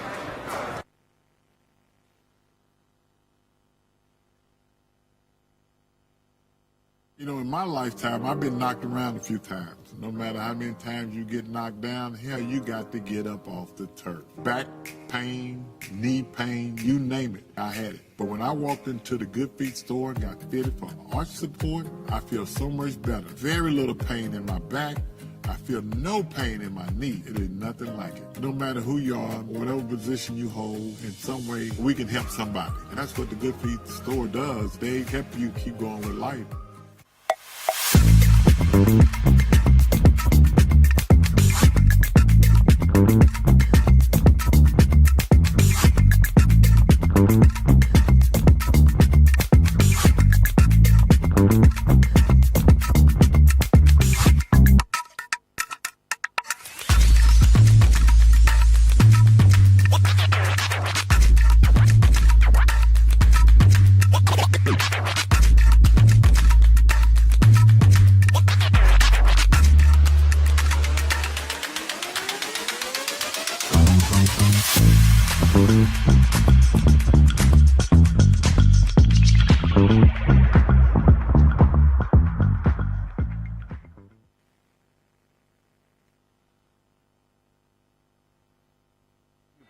And who you have running it. We, of course, feel as though we have chosen the best in both of those categories. You just heard that and saw that from Joe Lewis and Lynn Baker and all the rest at Liz Moore and Associates. They've been so much fun to work with. Their enthusiasm, like I say, leading into this tournament is needed when you get to this stage of this tournament. You know, the 3 days is kind of a marathon with not a lot of sleep for anybody. And you see it in the fatigue in the players as well. But as we get to these special moments, those donations to Sportable, it's all worth it. But I've got to highlight our team. That starts, of course, with Tyan Nguyen, the czar of the bracket, as I call him. He has kept this thing running like a Swiss watch throughout the course of the weekend. He's the key to the whole deal, guys. I'm just going to tell you that right now, as is Christina Shiflett. Really a tandem there. Renee Laaser, Joe Tarnowski, you, Joe, Heather Dodge, Lee Warfield, everybody else on our performance team as well. But let's look back at what we're getting to and how we got there.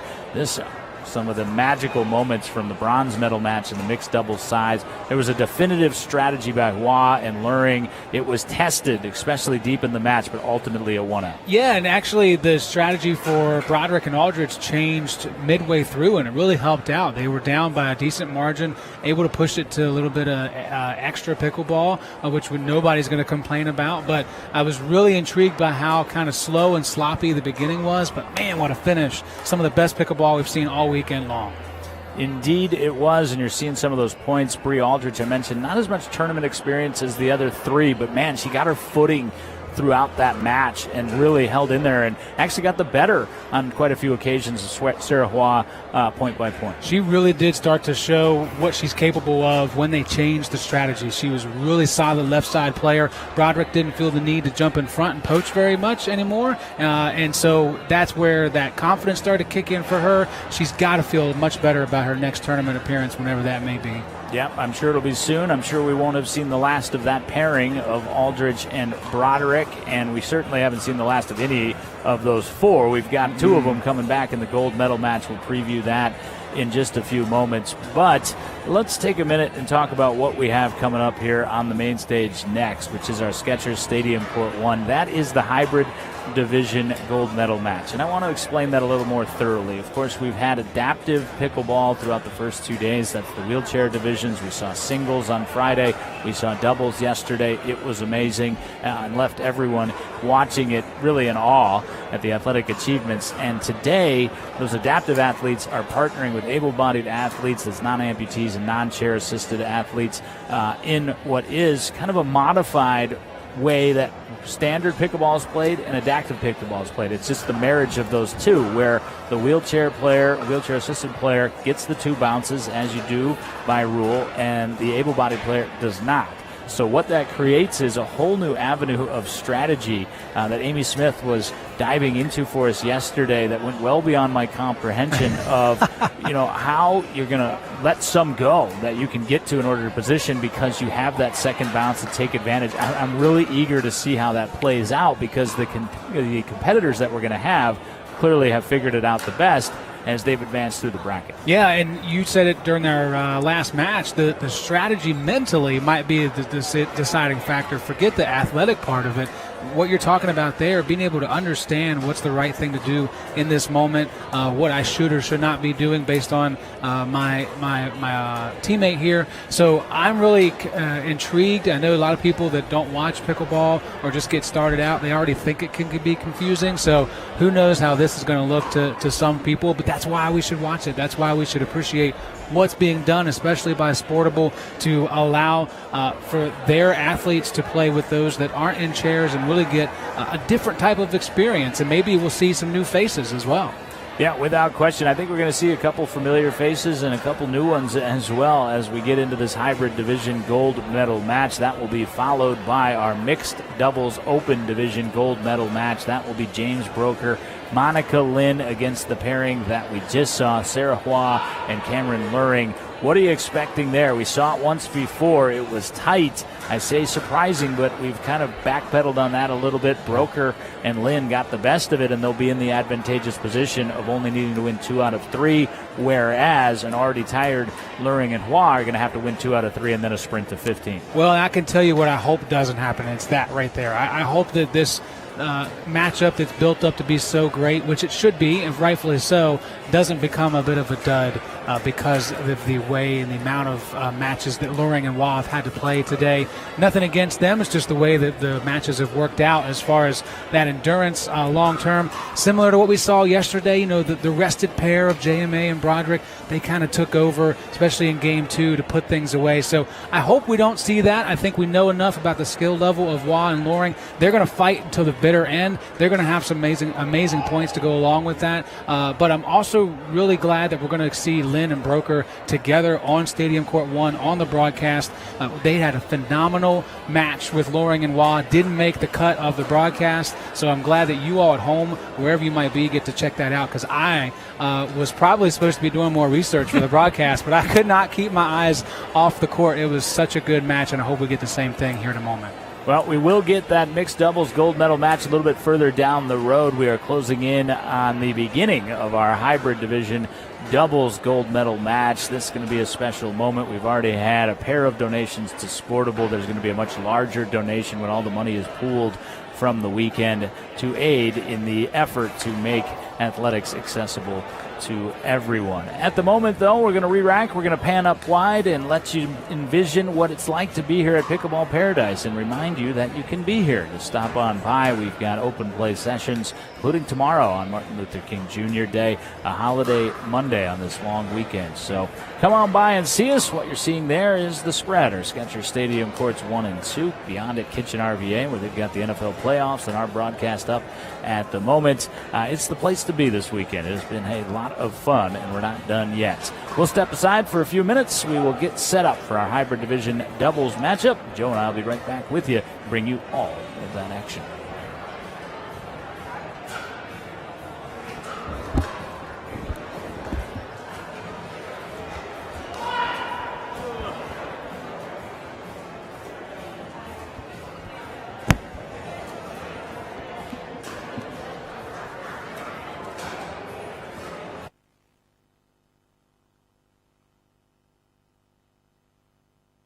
I have no idea what I would do without Neighbor Force. This is my mother, and she's been using Neighbor Force for about 5 years. About 5 years, yes.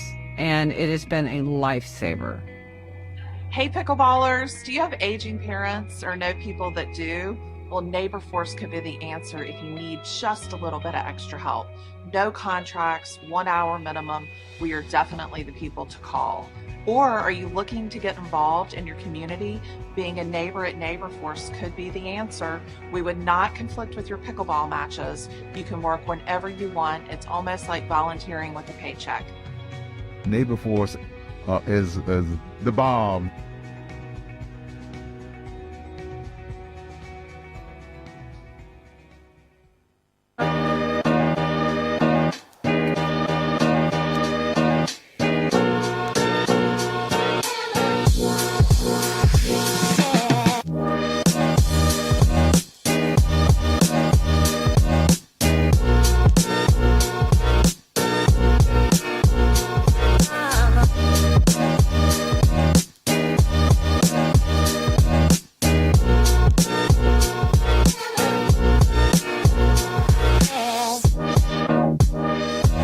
Promise was made, which formed a family that embarked on a journey.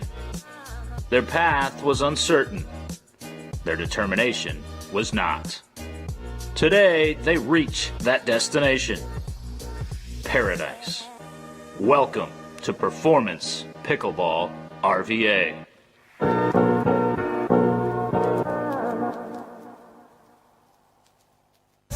Introducing Skechers Pickleball, the official footwear of every pickleball league. They're ultra lightweight and responsive for incredible speed. They have Goodyear rubber outsoles with a specialized pickleball design for increased side-to-side stability and agility. Plus, they feature shock-absorbing foam and Skechers' famous relaxed fit design for incredible comfort game after game. Conquer the court in comfort. Skechers Pickleball, the official footwear of every pickleball league.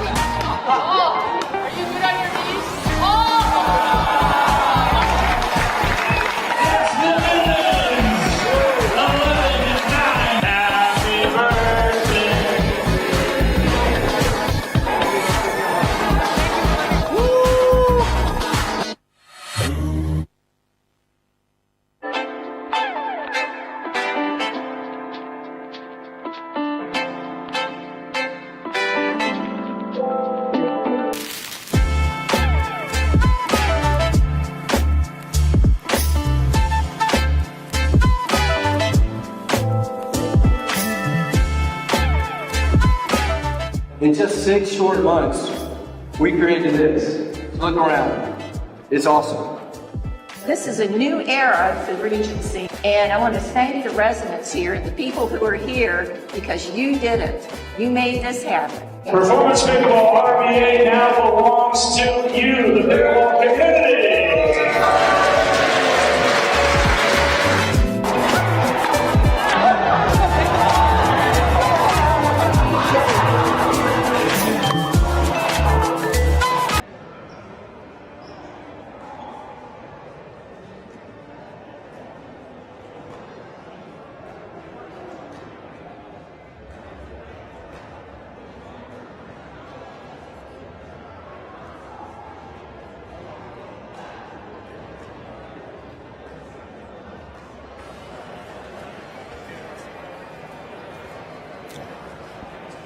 We are back at the Lismore and Associates Pickleball Resolution, and as you can see, we have added a distinguished member to our broadcast team. Jon Laaser, Joe Hutzler, and he needs no introduction around these parts. Jonathan Medina Alvarez is with us, and he joins us for what is a very special match about to happen here on our Skechers Stadium Court 1. That is the hybrid division gold medal doubles match, and what that is an able-bodied or standing player alongside a partner that is wheelchair assisted, and this has just been a created medium in pickleball, and we are bringing it to you for the first time here at Performance Pickleball. And Jonathan, I know you're a huge advocate, and I want to get to all the things that you've accomplished over the weekend. We'll have time to do that while you're with us for the next couple gold medal matches, but you're a huge advocate of pickleball for everybody. That, of course, includes Spanish-speaking nations and players, and I have to imagine, knowing your personality, you're all about what we're about to see here on Skechers Stadium Court 1.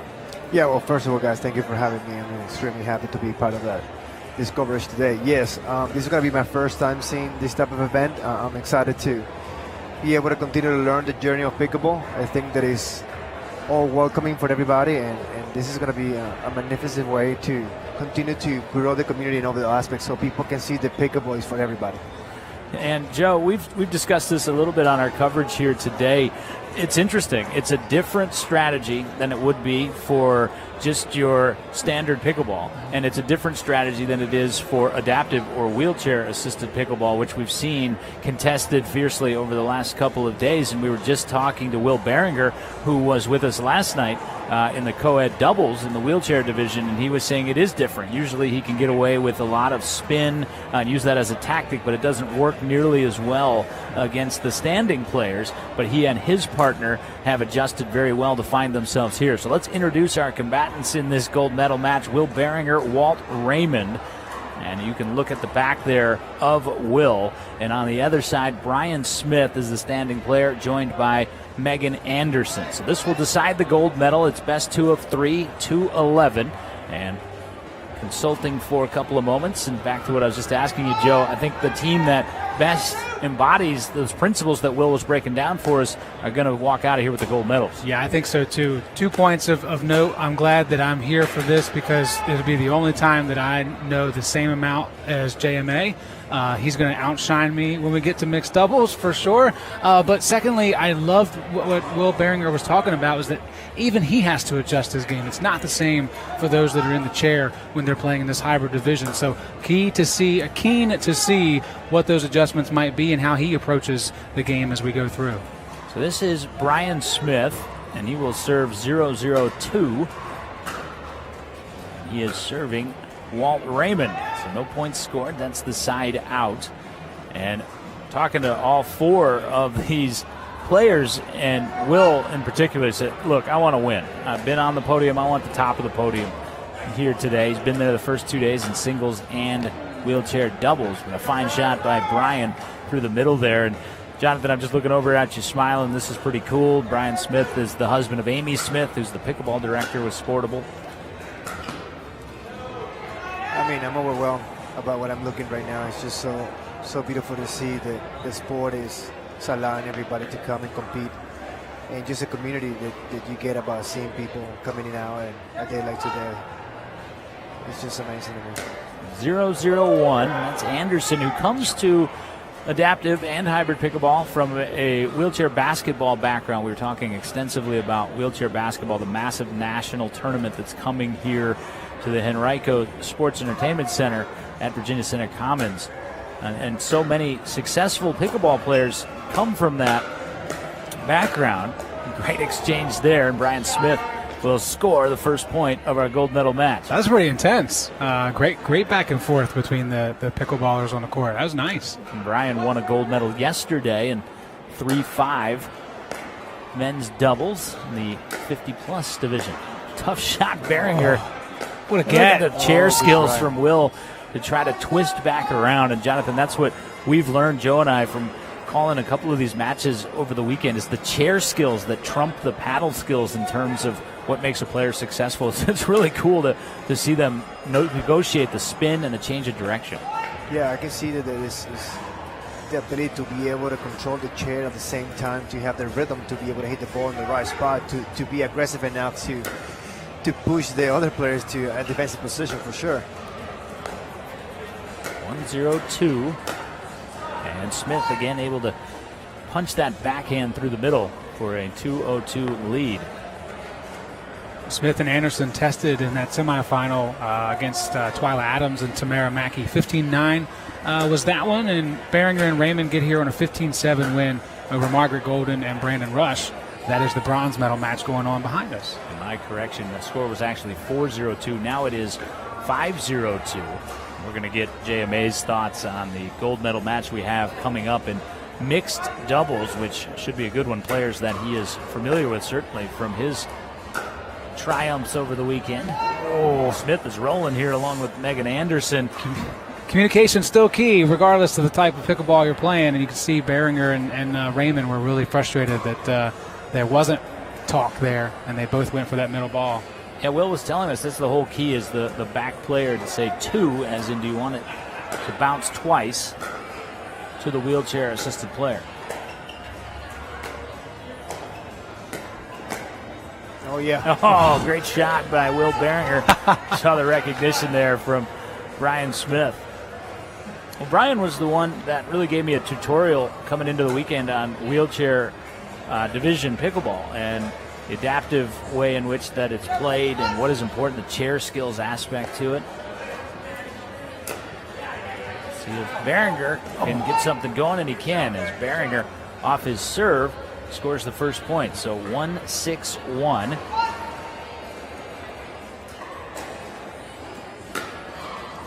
Man, look at this. The serve is still deadly. We've seen that the last 2 days, too. It seems like there's really a big importance on the serve for the wheelchaired athlete. Saw Will yesterday in the final go to the cut serve late in the match. Helped him get near the finish line as he was cutting those serves. And he said he's planning on doing it here if it gets to that point as well. Oh, here's a little serve run. Will end there, but he picked up 3 points, cut the deficit in half, and it is 3-6-2. This is Walt Raymond serving. The two have been joking throughout the day today, and I thought it too the first time I saw them playing, that everyone thinks they're brothers, JMA, but it's because they both have awesome mustaches. Yeah. And I bring that up to you because I know that you were doing something, I guess we classify as an awesome mustache back in November. I appreciate that. Yeah, I'm looking at them. I just cannot stop looking at the mustache. They're so pristine. Pristine is the absolute right word for it. Will said, so I guess we're the Mustache Brothers. So that's their moniker here as they chase gold. One of the things that I'm kind of I'm putting out there, it seems that the two athletes that are in the wheelchair, they're playing with the same paddle. So kind of the question is it something they should be looking for, a paddle that allows them to create more power, to control? That's an interesting kind of thought process that it might be kind of cool to understand in depth. Yeah, what's interesting is just like standing players, we've seen a diversity in that paddle selection. Both of the paddles that Jonathan's talking about are that Selkirk Halo paddle, which is one of the more popular paddles because it's in that mid-price range, but also plays a lot like the top-price range paddles. But yesterday we saw a lot of the Selkirk Lux. We saw a Pello in one occasion. We saw Yola. So it's kind of a smattering, but it just depends on what you're looking for, power or spin, just like everybody else.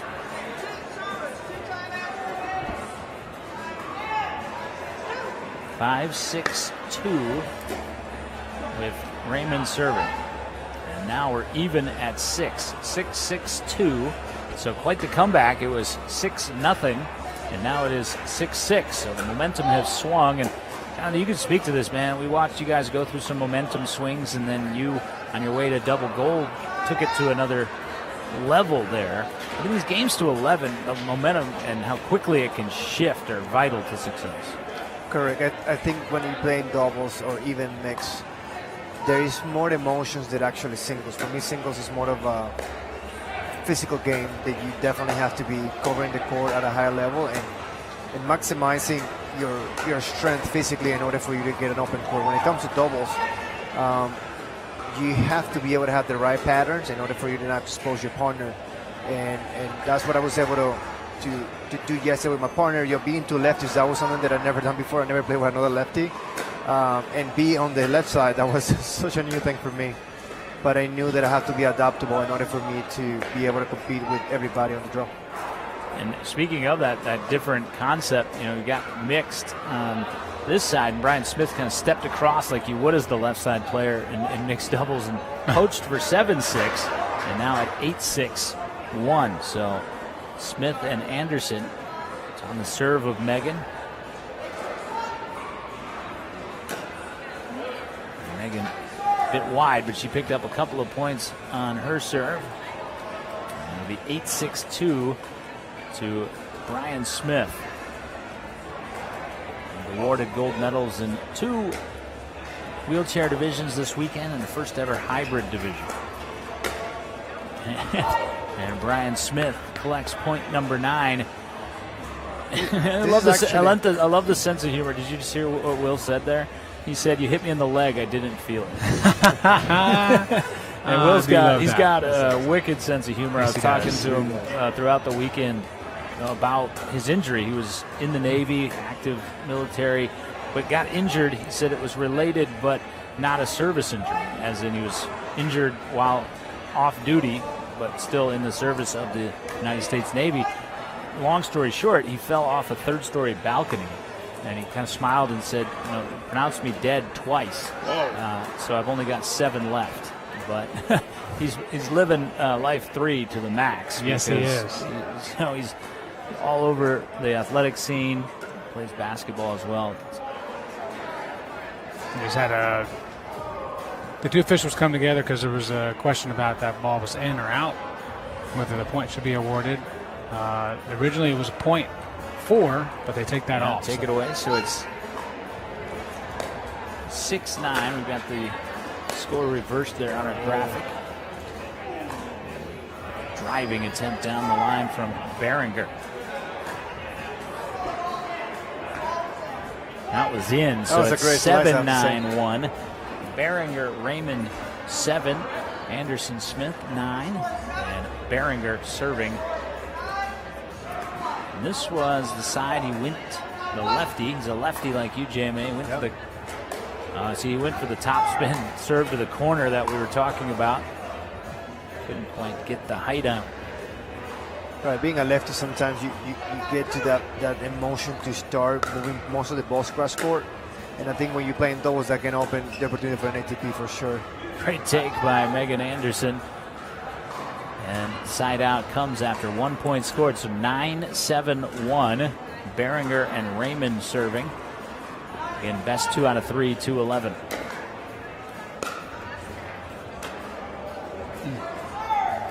Came at the base of the chair, and that's the most difficult spot, as we've learned. Well, isn't that similar to normal pickleball? You go for the feet, right? Yep. That's where you want to make somebody bend down and make them dig it out. And Smith, has them on the verge of victory here in game 1. 10-7-2, Anderson and Smith leading Behringer and Raymond. Jonathan Medina Alvarez is our special guest. He's going to stick with us on the broadcast, and we're going to get a preview of our mixed doubles gold medal match and a recap. And that'll do it in game 1. So game 1 is taken on the spin for Megan Anderson, and 1 game to gold for Anderson and Smith. Behringer and Raymond will try to level it at a game apiece. We'll take a quick timeout from Performance Pickleball RVA and the Liz Moore and Associates Pickleball Resolution. What a weekend it has been.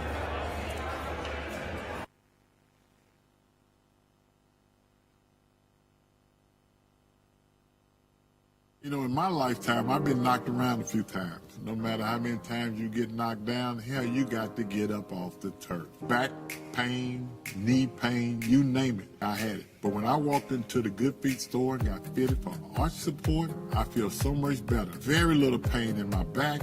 I feel no pain in my knee. It is nothing like it. No matter who you are, whatever position you hold, in some way, we can help somebody. That's what the Good Feet store does. They help you keep going with life. Trying to find ways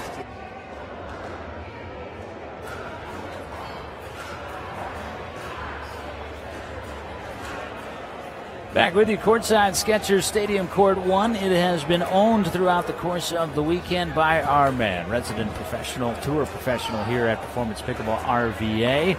The Lord of the Dojo is what I have come to call him on most Lord mornings. of the Dojo. That's a good name for a like documentary, that. too. We've been putting together titles for documentaries. He's Jonathan Medina Alvarez. He took home 2 gold medals in men's singles open and men's doubles open. And Jonathan, while we got a minute here in between games, the doubles, I know I was talking to you after the victory last night, just so gratifying because, of course, with your tennis success and background, singles came a bit more naturally. You rose those ranks a lot quicker, and now it's got to be a lot of fun. All the work that you've put in, all the training that you've put in to start seeing that success on the medal stand on the doubles side. Well, absolutely. Last year was a great year for me when it comes to singles. I was able to get a lot of medals in the APP and put myself in a situation that I felt that I was able to own the singles events.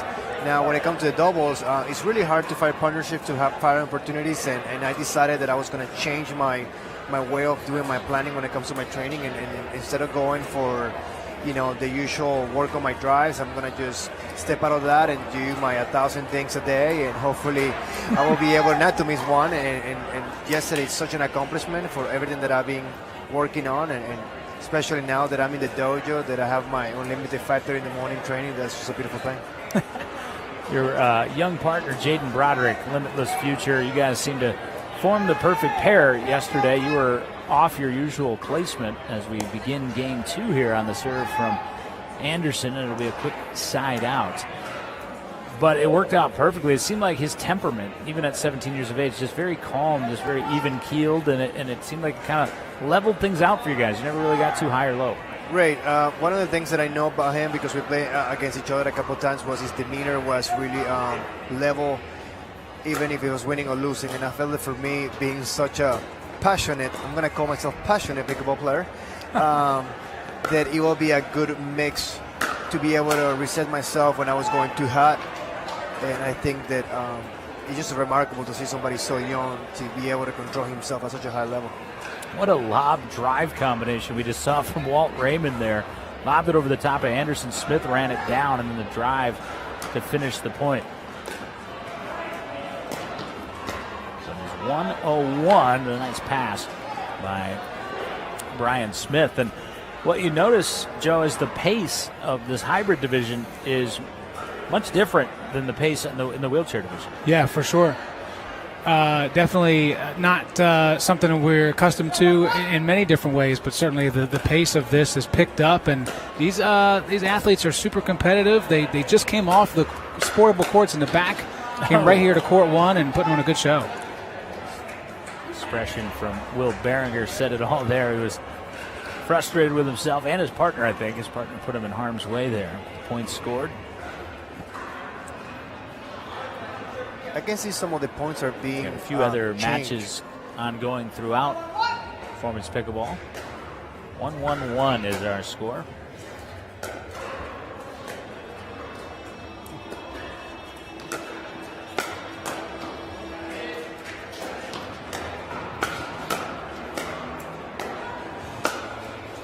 Oh, what a rally. What a rally, and what an attempt there from Walt Raymond, but Smith on the put away, and recognition from the assembled crowd. And it is 2-1-1 for Anderson and Smith. Phenomenal effort by all involved. Love that. Yeah, Walt Raymond went for the big rip, and sidestepping nimbly was Brian Smith. So 3-1-1, early run just like they had in the opening game for Anderson and Smith.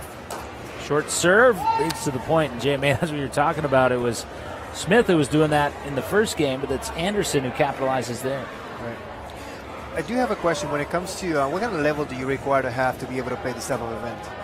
This type of event? I'm not sure what the restriction would be or the baseline. I think looking at these, I know Brian Smith, for example, who'll be serving now, won a gold medal in 3-5 yesterday. Looking at the game of Walt Raymond, I'd probably put him at about the same place.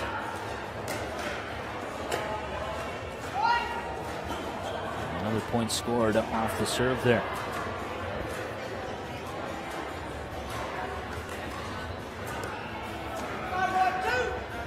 5-1-2 as Brian Smith.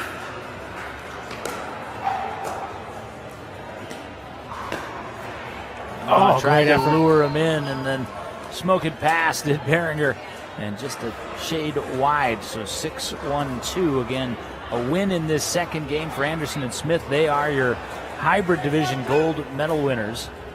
Behringer and Raymond trying to force a decisive third game.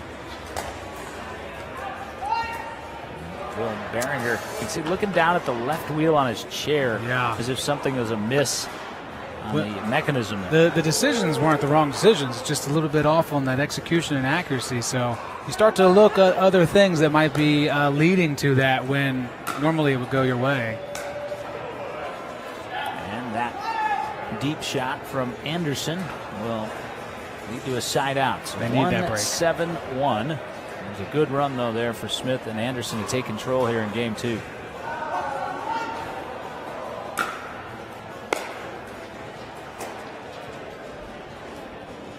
Oh, and again, the lob weaponized by Will Behringer. And, Jonathan, you love that shot. I do. I love when it gets physical. 2-7-1. Again, waiting in the wings, our Mixed Doubles Open Championship. Cameron Luring, Sarah Hua. They will take on James Broker and Megan Lynn. Broker and Lynn came through the draw unblemished, and here comes the comeback from Behringer and Raymond, 3-7-1. I'm seeing a pattern in the last 2 points, kind of the same shot selection. So I think that they're starting to make some adjustments on the strategy for sure. Deep return, but a nice drop. And handcuff Smith. A nice drop from Walt Raymond there. It was really good communication too. That ball could have been Behringer's, and he was called off, and it was the right decision. As he said, they're simply just saying 1 or 2 as to whose it is. And Raymond sends that one a touch wide, but picked up 3 points on his serve. Now Behringer will try to drive in closer to even. Oh, how fickle sometimes pickleball can be. You're such a beautiful backhanded drop, and then your forehand into the net or wide. It's just such a tough sport on you mentally. Great return from Brian Smith. And Behringer got out there a little too quickly. Couldn't get the paddle extended. I think Brian Smith's trying to get a Gatorade sponsorship. He's over there. Staying hydrated. It has been a long weekend for Brian, though. He has been helping conduct all the sportable activities along with his wife, Amy. Good battle there. Won by Brian Smith, 8-4-1. Well, Jonathan, what's next for you in terms of your touring schedule?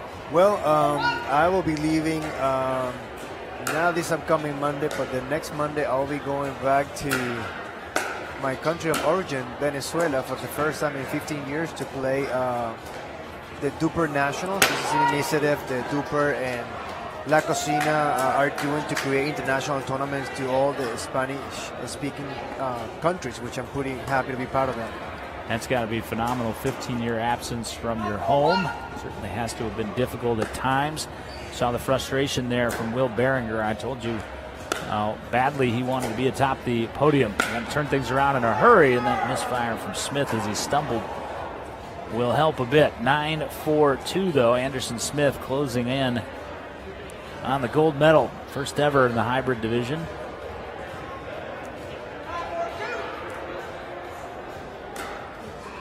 And Anderson serving Walt Raymond, and Raymond right back on it. Great return deep into the corner, and the side out brings it back to Behringer and Raymond. Well, it was a talent-packed bracket yesterday. It's talent-packed today in mixed doubles. I know you had hoped to play, but didn't find the partner to go for the Triple Crown this weekend. I have to be honest. I'm a little sad that I was not able to pay the event, but my body's saying thank you every single minute in the minute. Kudos for being able to say that. I appreciate that. Man. Are you surprised at all about who are we going to see in the mixed doubles final? I have to say that I saw the draw. There were really good players, but because the mix is such a different event, when just the theory behind it, the male role and the female role. Whoever is able to control the emotions and understand how to target the different parts of the game. That's what I'm excited about. We're gonna be watching it after this event for sure. We had a referee's overturn there on an in-out serve call that was ruled in favor of Behringer and Raymond. It's actually 5-9-1. I think we had the wrong serve is what we had there. Wrong server started. The stack. 5-9-1.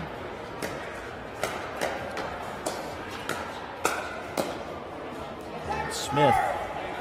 It's the best of Raymond there. 5-9-2.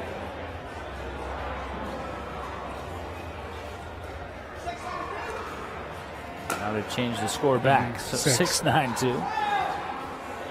Hey guys, if you allow me to say a couple words of appreciation of everything you guys are doing for not only the community, the pickleball pool, but just creating these tournaments that allows the city of Richmond to really starting to be able to level up in all the levels and just getting people to come out and play. And I think performance is just the perfect place to start, continue, and evolve.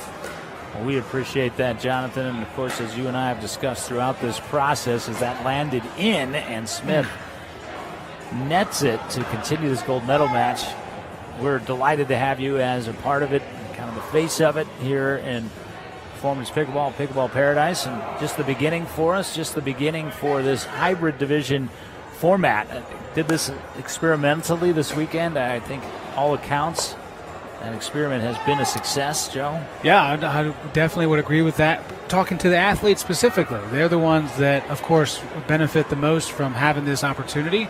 And they've enjoyed the experience to this point, and I think we're getting a really good gold medal match, a chance for Behringer and Raymond to fight off another game point. Yep, 6-10, and there's that cut serve that he was telling us about, the left-handed cut serve. You knew it was coming.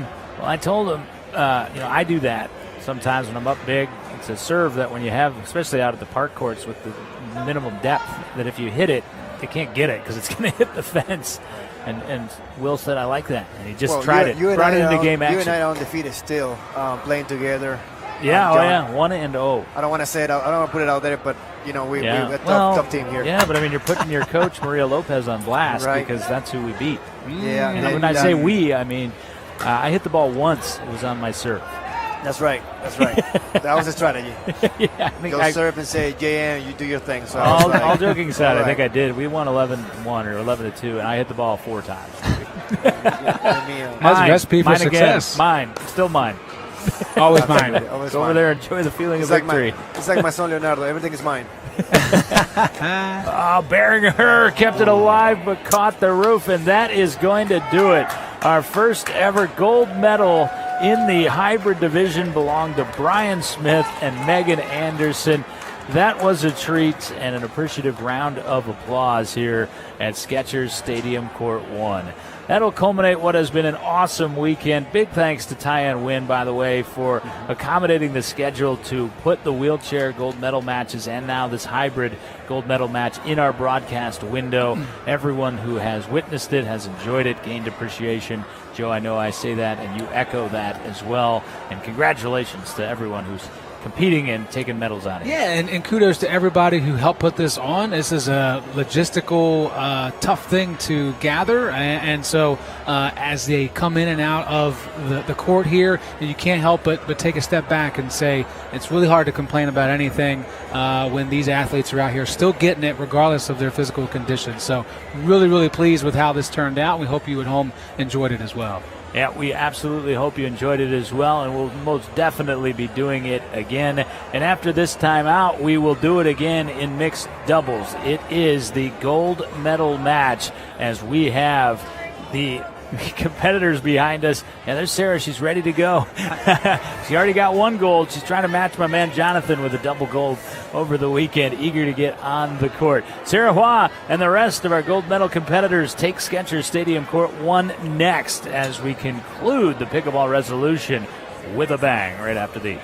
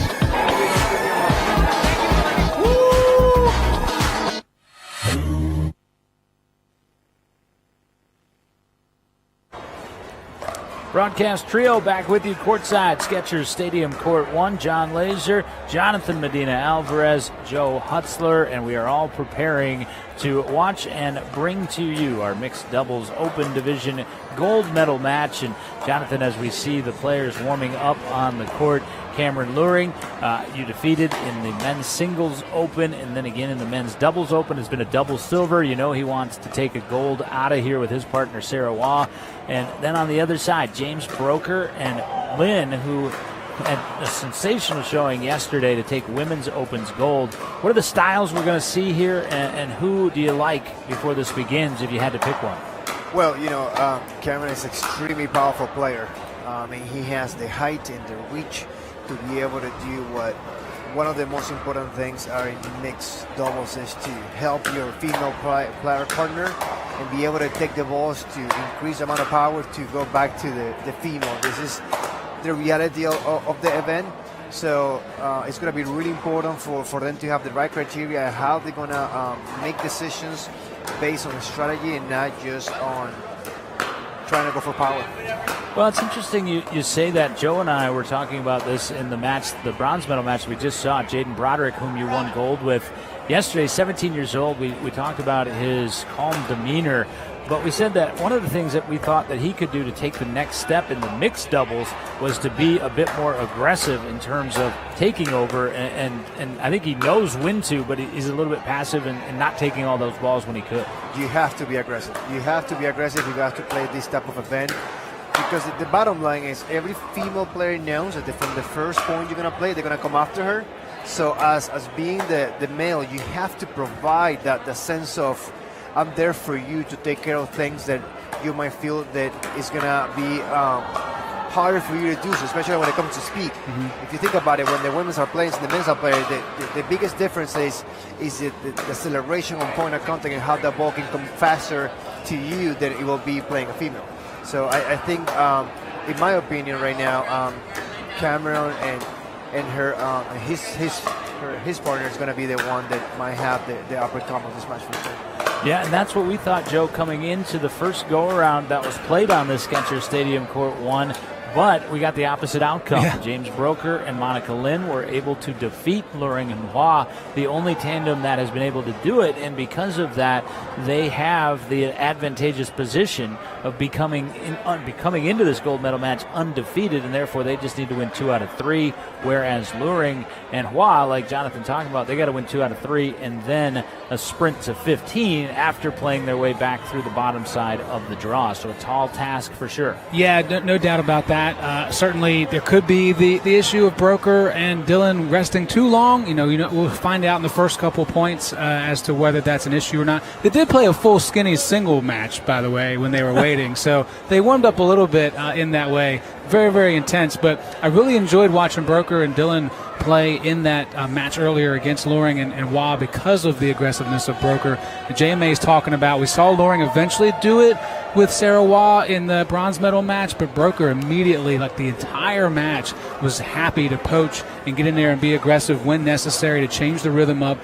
So I think a big key is these two teams, are they going to be willing to change strategy if they need to, and how will that certainly affect the match overall, or are they going to just be headstrong with what they have decided before the match even starts?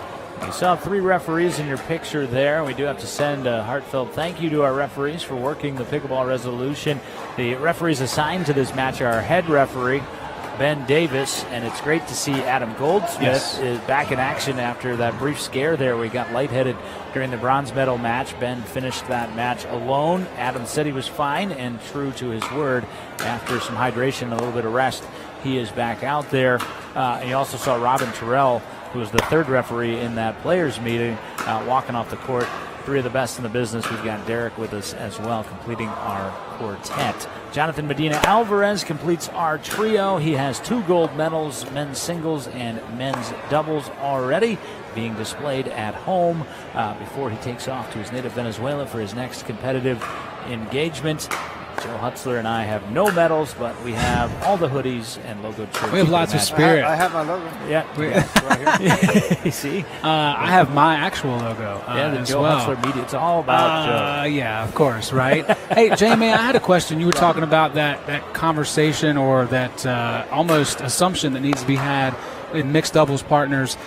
You've got Loring and Waugh that never played with each other. Your buddy Broderick and his partner today, Aldridge, never played before today. Have you been in those positions before where you're playing with somebody for the very first time on that tournament day? And how early do you establish this is how I would like things to be, or find their comfortability on that, on what you said strategy should be going into the day?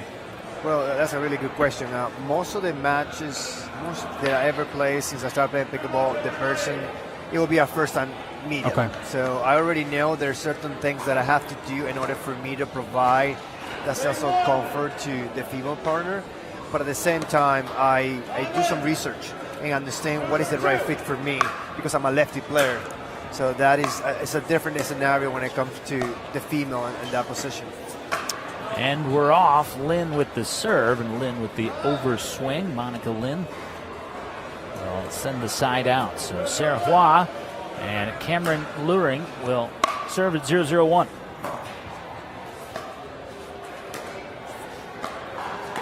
And you see the step in from Loring, but lying in wait was Broker. See, one of the things that I will be doing if I was the male playing this match is every ball that I will have, I will start driving just like that, the female, and then from there, get that opportunity and start to working my way up. So they know that I'm in business from the first point. Feel as though that was the same mindset you took to the concluding game yesterday in the gold medal match. Correct. So I just feel that for being in that position that they are right now, that they need to win this game in order to go to a third one, the attitude should be from the first point completely, super aggressive, just for them to know they're here to not only compete but to win. 0-0-1, and it will stay that way.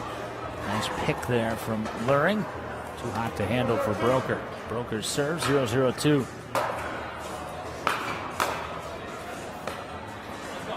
And 3 consecutive side outs, no points scored. So feeling out process right here, guys? It does kind of seem that way. It's interesting, and Broker not able to get the ball back across the net. It's not normally something we see out of him. So could be more of a feeling out process for Dylan and Broker because it's been 2 hours roughly since they played last.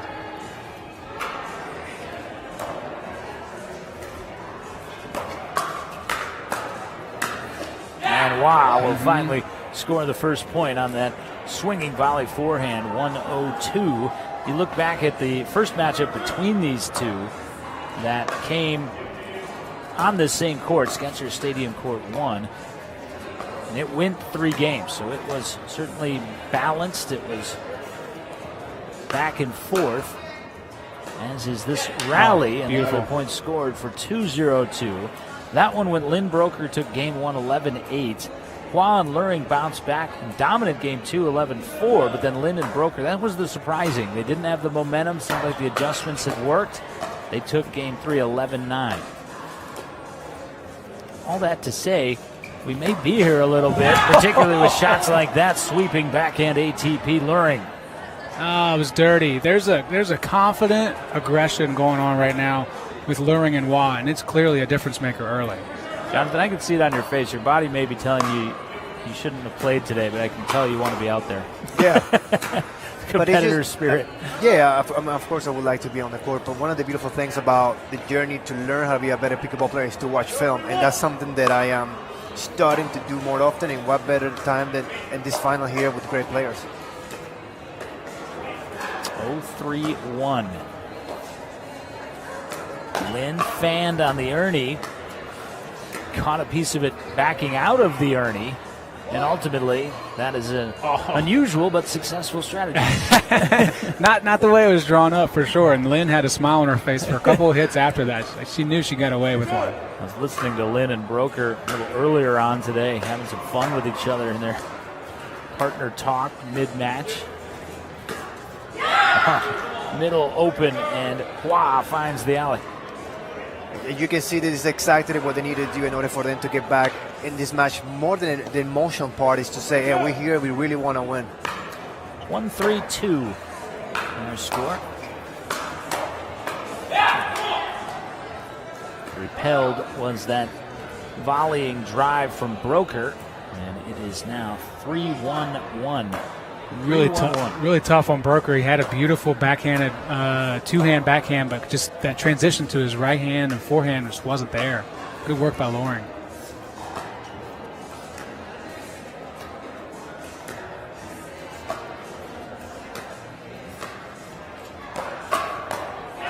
And Lynn was right there as Loring tried to take it straight ahead on the speed up. Your thoughts on Monica Lynn? Out of the four, Jonathan, she's probably the least known in the pro ranks, but she is very well known regionally. She plays really well. She has really good hands. Super needed. Loring again trying to charge him and his partner. Sarah Hua up 4-1-2.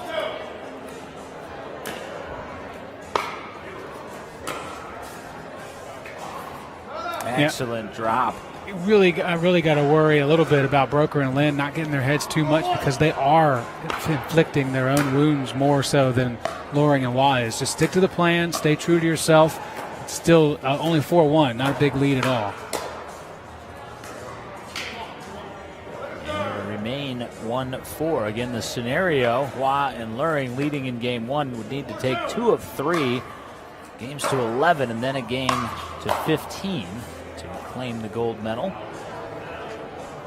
You've been in that scenario, Jonathan. I remember on the APP Tour last year in singles, you were in that scenario on both sides, where you had to be the player that did the long road, and then the player the first time you got it done when you had gotten to that gold medal match undefeated.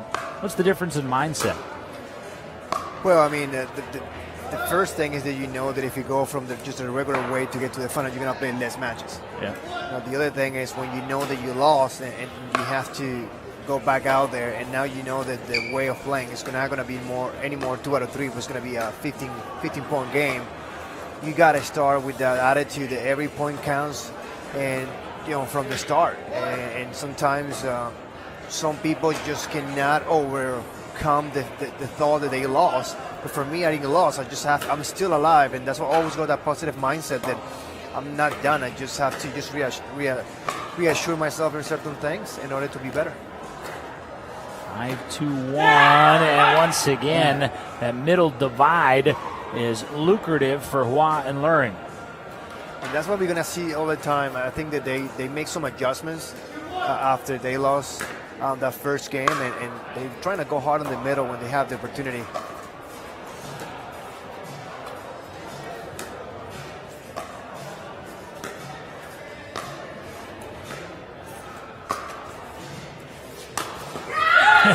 Denied by the tape and then ripped on the ATP by Hua.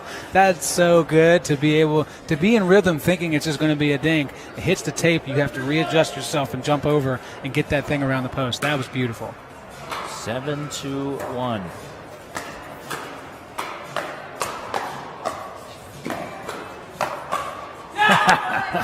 Hands battle, and it's all Hua and Loring thus far, Jonathan.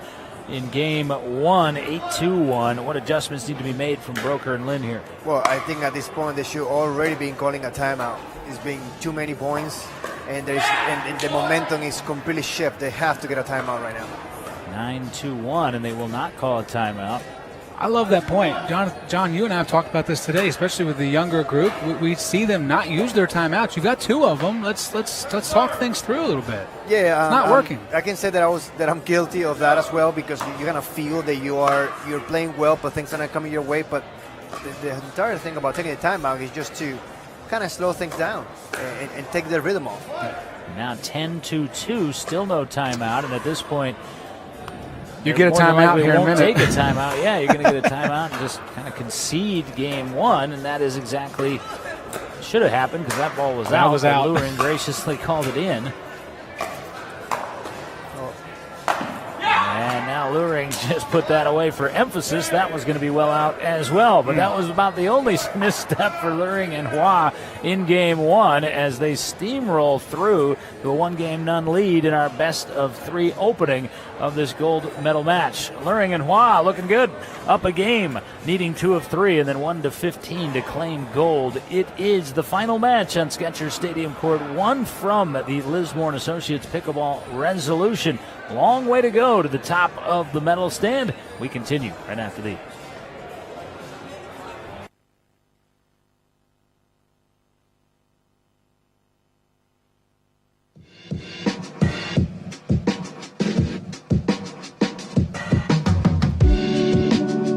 Drove about an hour just to check it out. It's an awesome indoor facility. Really good place for, it seems like all levels can jump in and play. Looks great. Lots of people, bubbling of activity, lots of fun. The surface is really good. Everything, I love it.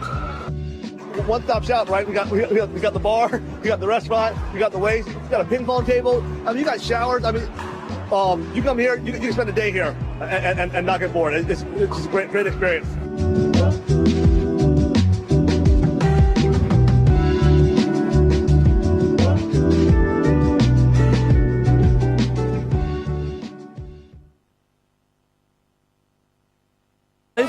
Jonathan Medina Alvarez, Joe Hutzler, and relatively easy path to a Game 1 win for Hua and Luring. No timeouts taken by Broker and Lin to interrupt that momentum, and now a quick point scored off the game-beginning serve. It's 1:02, and got to get a timeout if this continues. You don't want to get yourself behind 3 or 4 here.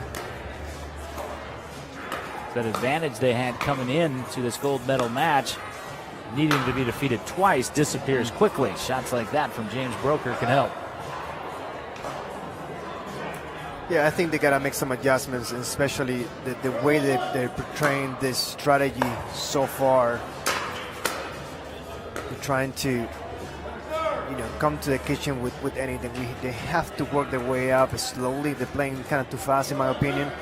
And they just got to be able to start targeting different positions of the court.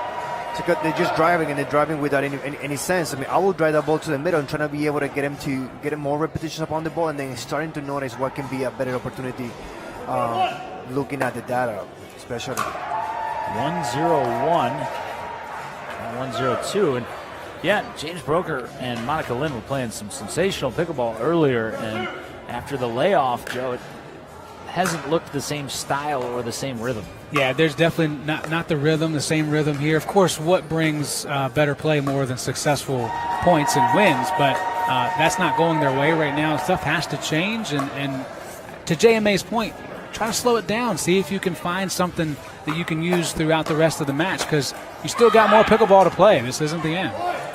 Well, you have a player that is extremely tall and has a really long reach, and so every ball that he might not be in the right position, he's going to attack it. So they have to be really precise as how they're going to think and where they're going to think. 2-0-2. And we saw that really tall by most standards, but not when he was faced off with Jaden Broderick and you last night. We saw Broderick's length give Luring some problems. And great read, great restraint, and it's 3-0-2. That nearly nicked the paddle on the way by, and Luring doesn't have that problem in this matchup. No, and one thing that we have to really put in consideration is when you play in the beginning of the draw or the middle of the draw, it's not the same pressure than when you're playing for the gold medal. And that's something that some players might feel a little more intimidated by the fact, and that can create more tension as you make decisions during the match as well. Well, I'm glad you brought that up, because a lot of players want to downplay that. Oh, it doesn't matter. Every game's the same. But clearly, they know this isn't the same. It has to become a factor mentally at some point in the day. Everything that you can obtain as a gold medal can really change your career to the best, especially when you're looking for a sponsor, for you're looking for opportunities to play with better players. So this is not only playing for the medal, you're playing for the status. 1-3-1, Lynn Broker on the board here in game 2.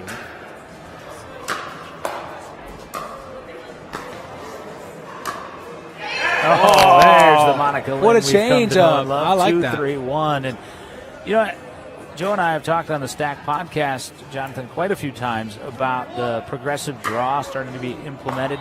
And we've given our thoughts and kind of assumed maybe what it could feel like or the thoughts of some of the players. What are your thoughts on that progressive draw? Because you do have a lot more time to think about circumstances. Well, I was born on that. In tennis, you got it? Get out of there, Joe. Go. Joe dropped the last one. Can we keep that? Thanks, James. You usually keep that in baseball.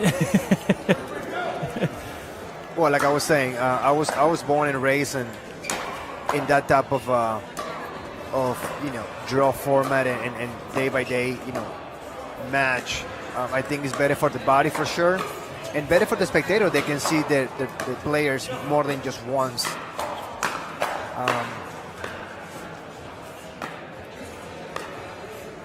One of the better points we've seen in either games, and Broker got that inside the baseline.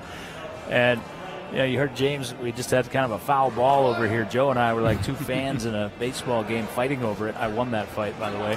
I was watching. I was watching, and I was like, okay. But James, even in the heat of this gold medal match, looked over and said, "Nice catch, John." That's why we like him. Well, and I know what, I'll bring up something that JMA talks to me about when it comes to training is staying loose. You lost 11-2, but hey, let's stay loose. Don't get too tight. Look, we've got a lead now because you're still relaxed and having a fun time while you're out there. 4-point run here to 5-3-2. But you can see the change of game, right? Mm-hmm. So Lynn and Broker are starting to drive the ball more. In the beginning, they were trying to drop it, but they realized if I drive the first one good enough, I can get a better ball to come in and take advantage.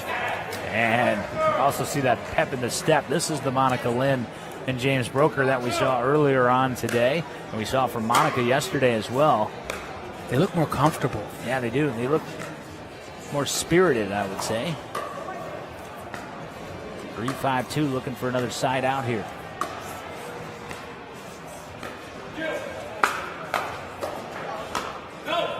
James just a little too much on the attempted roll. Well, let's think for the perspective of we just lost the first game.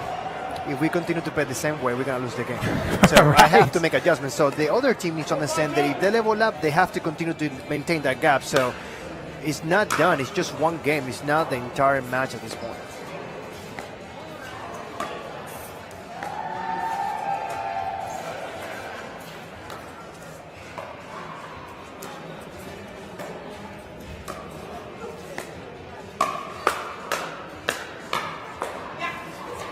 There is that side out. It'll come back at 5-4-1. Well, Jamie, I mean, you get the vast majority, of course, of the credit for your gold medal wins.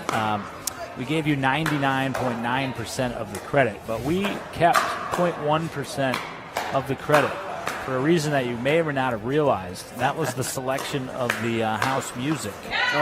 If you noticed, it was nothing but 80s upbeat pop all the way to the top of the medal. I knew. I just didn't want to say anything because somebody was going to change it no, to it. that has to be me. I knew what I was doing. I know. I was just so into it. I was singing all along, and people thought that I was just praying, but I was just singing. I'm still catching that 80s pop. Is still on here at Performance Pickleball RVA. It's a crowd pleaser.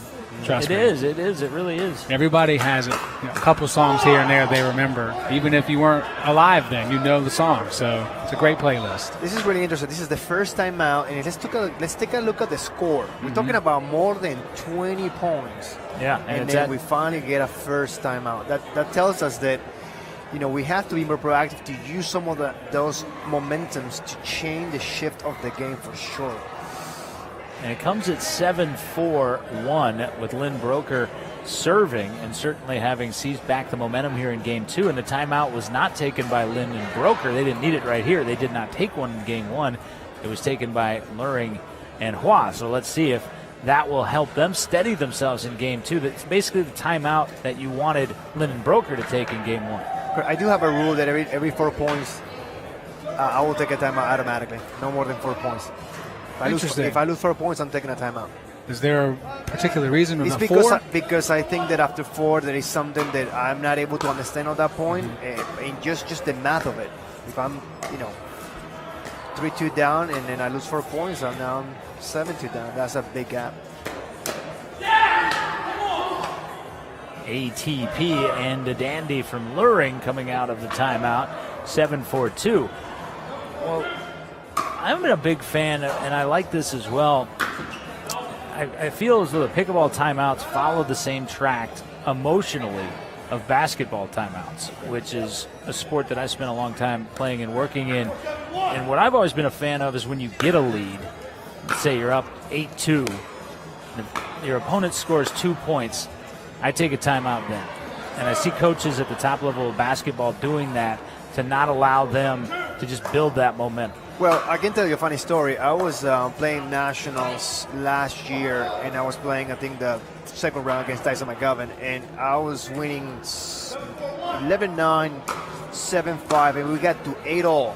And I took a timeout to try not throw him off. But I'm starting to win points. Mm-hmm. So I usually, you take it when you're losing points. Right. So when I took that, I was like, well, now I'm going to make him think he's about to lose. And he came up stronger. So. Yeah, sometimes we can overthink He said, thank you very much. I need that timeout, a little right? There's no perfect science. It really, honestly, boils down to feel, how you feel and how you think they're feeling. Oh, Monica right went for idea. the big one there on the forehand ATP. So side out back to Swear High. It's 4-7-1.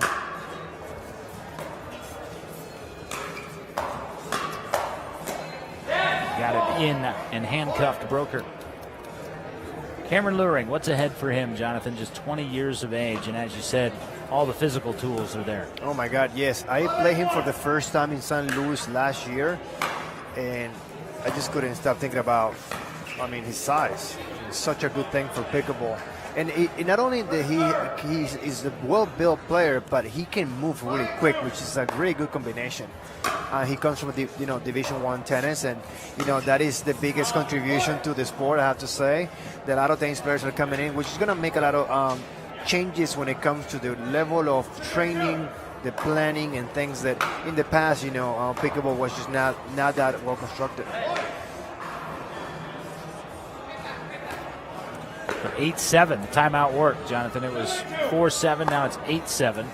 Even if they don't win the game, the timeout was successful at this point. And I'll tell you one thing, timeouts for me has been really hard because from tennis you don't get timeouts. You don't. 7-8, Lynn Broker 7, Hua Luring 8-1.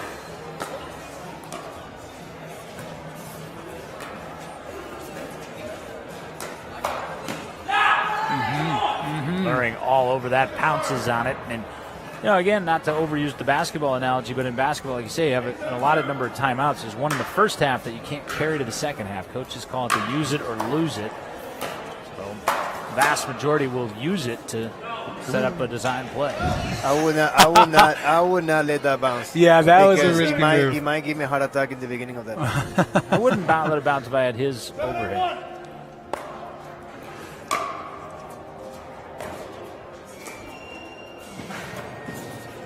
What a get.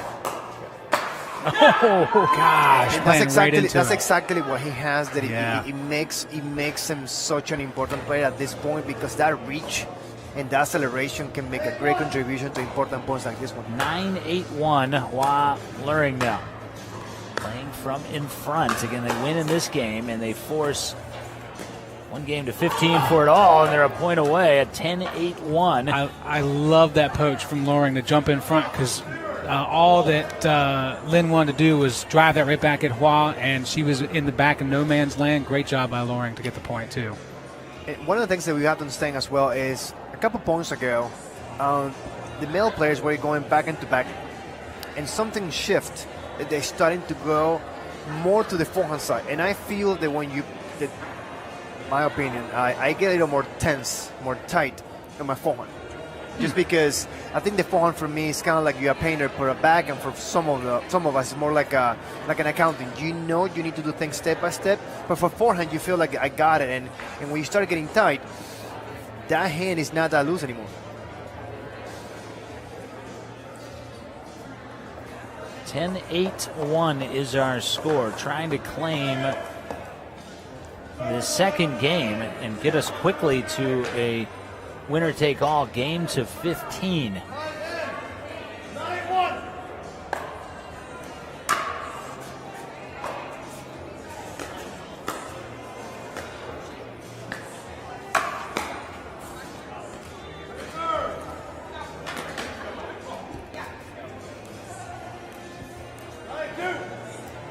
saying 9-8-2. So a little bit of confusion on the score. That's what the brief pause was there as they got it right. So not quite as close to forcing that game to 15. And they'll stay at 9-8, 8-9-1, coming back the other way. Well, this is going to be the fun part now. Yep, right here. We get to that game it's to 15. all been fun. That's What do you gonna mean? be fun, too. Yeah, you have nothing but fun. Birthday, there's a cake, there's medals, there's your family. Right. Not seeing a downside.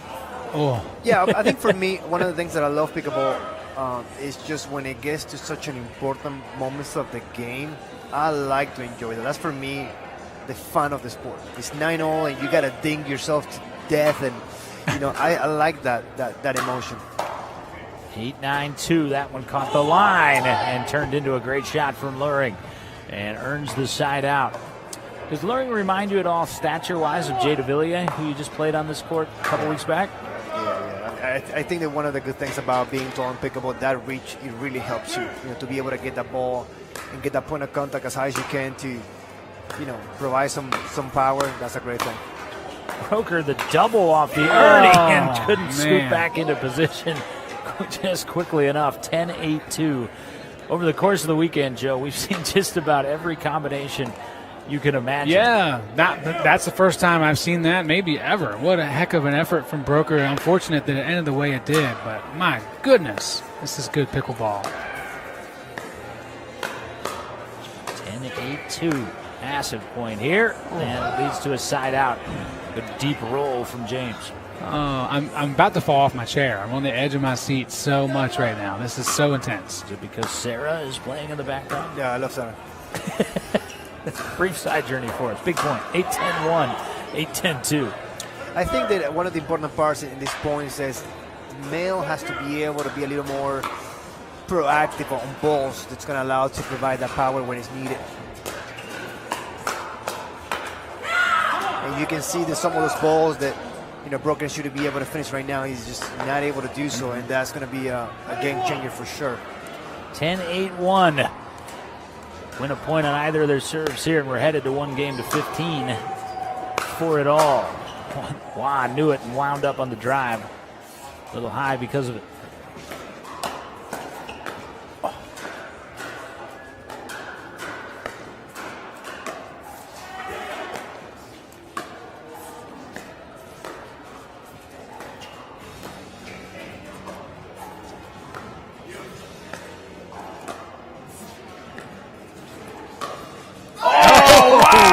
Switch shot from Lynn. 10-8-2. Holy smokes. Such an important shot. That smile from Monica Lynn. That's just high-level pickleball, John. Man. Fast, slow down. Mid-form, just right to left. Oh, it was there. Cameron Luring got what he wanted and kind of short-armed that on the pass. It's a side out. And I think at that point should it be a little more, let's just wait it out a little longer, especially because you need 1 point to win the game.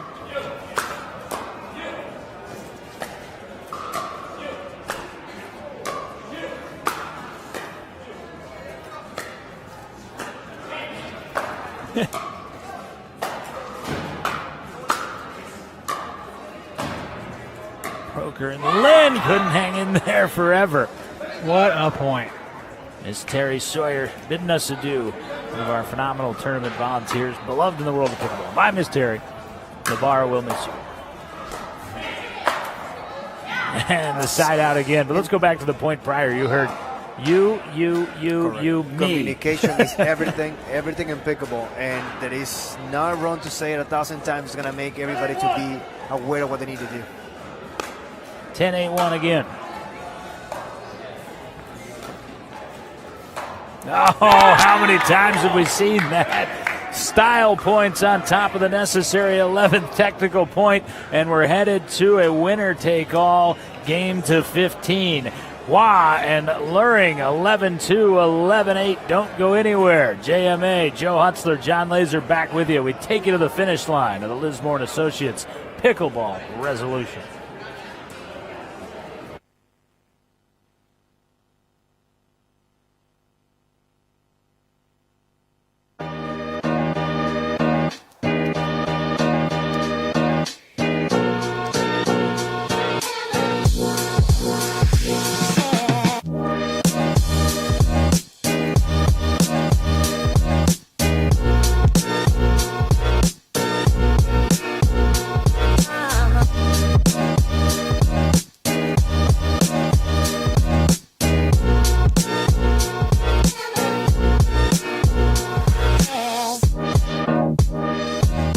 promise was made, which formed a family that embarked on a journey. Their path was uncertain. Their determination was not. Today, they reach that destination. Paradise. Welcome to Performance Pickleball RVA.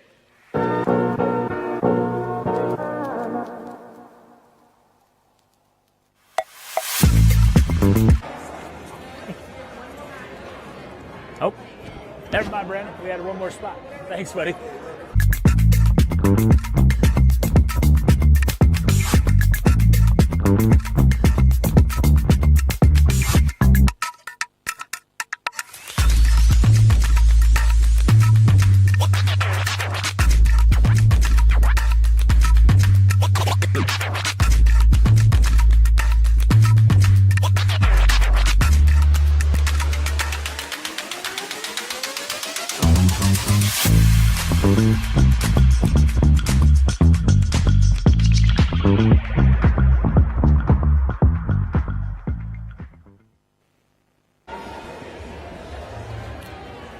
We got what we wanted. On a weekend, we've gotten all that we've wanted at the Pickleball Resolution, presented by Lismore & Associates, hosted by Performance Pickleball RVA, and benefiting Sportable. Joe Hutzler, Jon Laaser, Jonathan Medina Alvarez. Jonathan got his 2 golds in his 2 events, was able to do so in front of his family, and I want to circle back and talk about what that was like. But first, we got to look back. Hua and the adjustments made by Luring and Hua, they kind of rolled through the best of 3. They certainly have the momentum and the advantage heading into this 1 game to 15 scenario. Correct. We talk about in the beginning, the male role. What is the criteria? What you need to do? And I think that the camera was able to do just that. Aggressive, proactive, making sure that he was there for his partner, and making sure that every ball that he has the ability to take as hard as he can, and making that emotion that even though we're coming from a game behind, we still have what it takes to move forward. There was a stretch there in game 2 where Lynn and Broker found their footing. They got themselves ahead 7-4. What did you guys see in terms of how they were able to do that? And is there a way that they can get back to it? That timeout really flipped things in game 2 the other direction.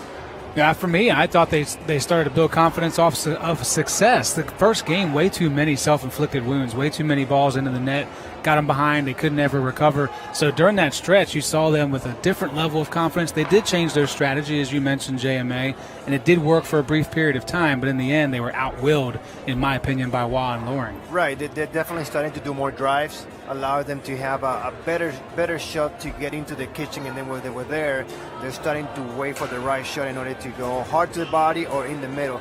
But the important thing about we're playing for a final. We're not playing just a regular game. This is a final. So when you're thinking about the emotions, you have to be proactive. Or how can we as a team decide how we're going to approach every point? It cannot be casual, because you're going to take a toll like it just happened in the first game. Giving the players a couple of extra minutes of rest here, primarily for Luring and Hua, who have been playing match after match, coming back through the bottom half of the draw. You can see that Lynn and Broker are fresh. They're just kind of waiting on the court, ready to go, whereas Hua and Luring getting a little treatment and stretching back out prior to this 1-game scenario. Well, real quickly before we dive into strategy in this scenario, Jonathan, like I say, your wife Piper was here, your son was here, family was here. It was your birthday. You were able to prevail against a loaded singles field, and then again doubles. We mentioned and you discussed what that doubles meant to you. What has the weekend meant to you? We just opened Performance Pickleball. This is your house where I'm looking over at your weight room, in your training center over there, where we're going to do so many wonderful things. It was just the perfect way to get it started. It was a dream come true for me. One of the things that I decided that I want to pursue pickleball profession is because I wanted my son to grow with the perspective that he can see his dad being a disciplined man, and be able to see him at an early age to go and trying to see what daddy's doing, and then my family performance for me is being such an influential place, because now I feel that I belong somewhere. And for a pickleball player, you need to feel that you have a place where you can go and just do what you need to do, and with a peace of mind. And I think this place has that, not only for me, for a lot of people. And I welcome everybody to come and check this out, because this is the place to be. It has everything that you need at any level, from core to training to physical, whatever you need is here. And I think the moment is now if you want to make the jump of quality for 2024. Yeah, and if you don't want to do any of those things, we have a full bar. Right.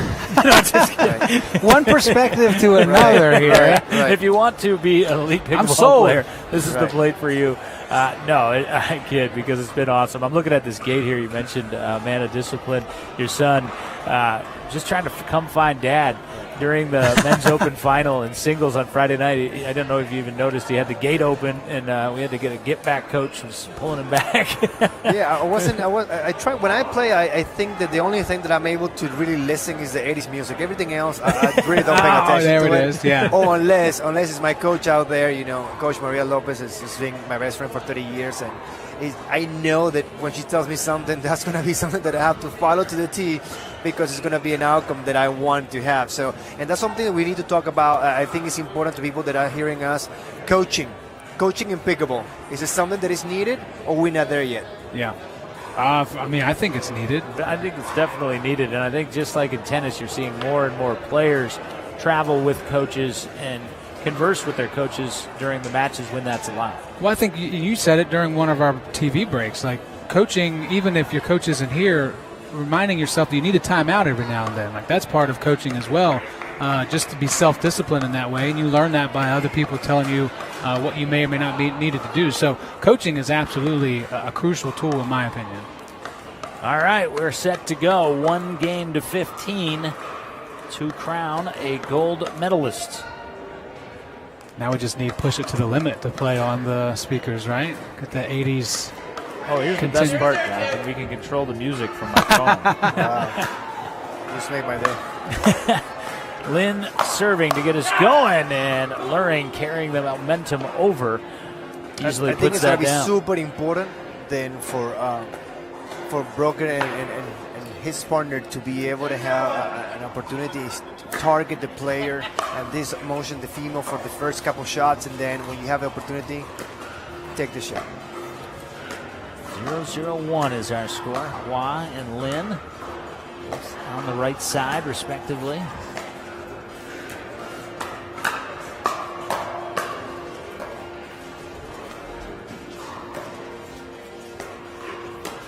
Oh, I watched that point play out exactly as you stated. They just constantly go on a wall. Yeah. It has to happen, because every time the camera hits the ball, it comes so fast. They need to stop that right away, especially when he's driving. 0-0-2, and there's the step in. There it is. And that's what this is really interesting. They have to be able to come up with an idea how they're going to be able not to have him touch the ball for a while. Good luck. What would be your best method to that? Can you stretch him the other way? Can you try to push him to his backhand, or is just that still also too lethal?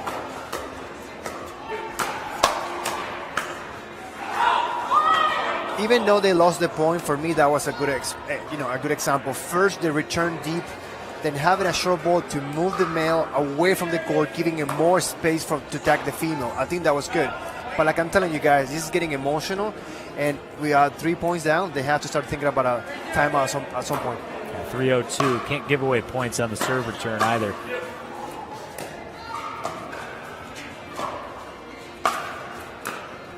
Lynn didn't get as much on that as she would have liked.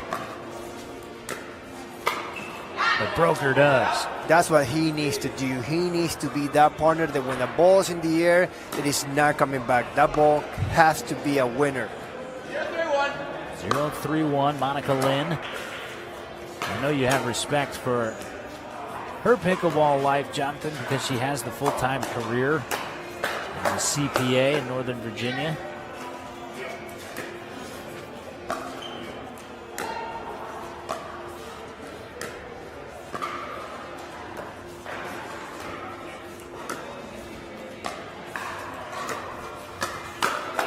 Stepped in again. Wow, send a couple back. What a great point. But 2 intense on the third. But you can see how she's battling with the male. Yeah.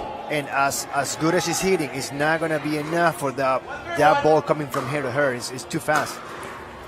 1-3-1 is our score. 1-3-1. Good hands.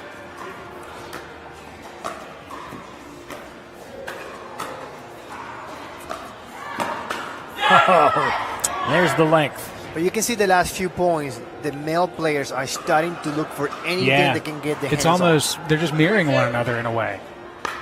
1-3-2. Passivity is gone after the 2 out of 3 format. I want to put out there that I can see that Hua is playing with my paddle, and that makes me really happy. Yeah, Sarah Waugh, she's been representing that Vamos paddle very well. Yeah, I think that's good. I think if I had a signature paddle, I would be very proud if I saw it out there too. Got to give Bill Durham a shout out from Pello. He just texted me what my fleece size was, so I think that means I've got some JMA swag coming Look at my way. you. Look at you go. 4-1-1. Momentum is carried.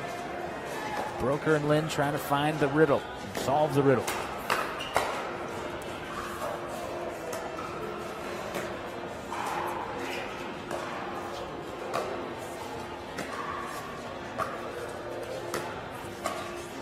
Oh, that was just wide. Love the idea, though. I love the idea. But you can see that actually, like I said before, when it comes to backhand thinking, they're so respectful. But then when it's a forehand, there's a little more room for a little more. That it might be something that it might be against. Most of the mistakes that I'm seeing are coming from the forehand side. 5-1-2. Wah, luring. So do you think that's going back to like gripping it too much, like too confident in your forehand?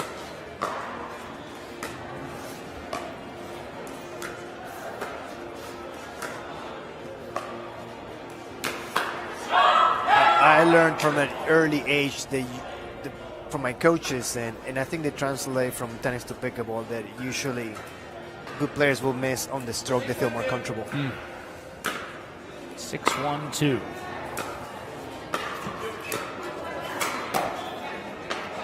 A reason behind it is because when you have a stroke that you're developing and you're respectful of it, you're always going to do all the steps to never break down. Could not agree more with that.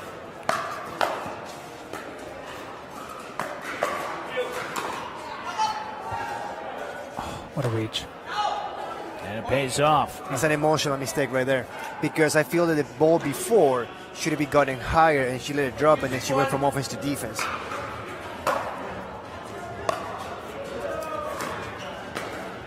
And Broker trying to put together a run like they found briefly in the game 2.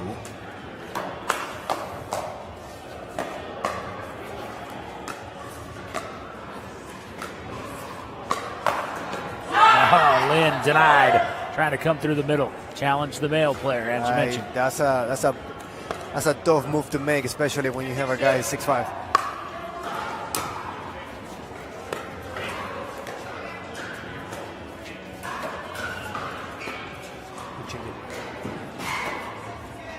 Oh, excellent lob. That's the first time we've seen a lob in the entire game. All the games we played so far. Broker weaponized it there. It was actually Sarah Hua who was using that to great effect yesterday in the women's doubles draw.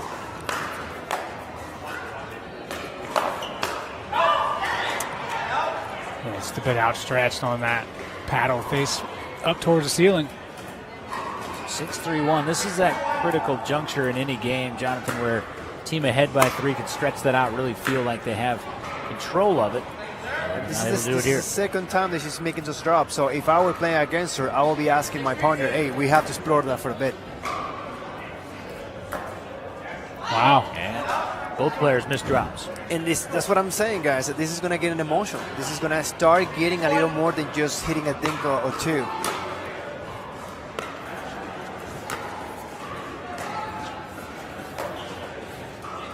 And phenomenal cross from Luring. Broker didn't play it. He thought it was going to wander wide. It did not. It was a very regrettable in call by Broker, too. It was in. Back on it. 4-6-2. And Luring got that on the step in the shot prior. Foregone conclusion. I think it will be a good time for them to take a timeout, just because I feel there is so many unforced errors happening. Kind of like make adjustments. Just a reset. 7-4-1. While Luring not going to be taking that timeout right here. So everybody needs coaching.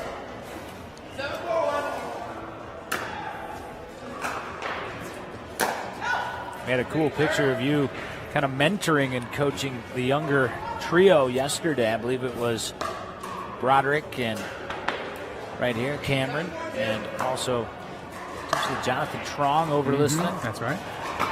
Yeah, I mean, it's been great to. What I like about pickleball is that the community is all about sharing and giving knowledge. And I think in my position right now, being the oldest player, even though I'm new to the sport, nobody can take away from me all those years playing professional tennis. So I think that my approach is eat better, sleep better, things that you can have control. Now, your journey and your experience is going to come with time. And that's what you see right now as the match progresses. You're starting to see more unforced errors than anything else because it's becoming more pressure. And that's something that they have to learn as they go in this sport. 5-7-2. Ooh, just out. Just out off the baseline from Brokers. 7-5-1. Mixed doubles gold on the line. We're playing one winner-take-all game to 15.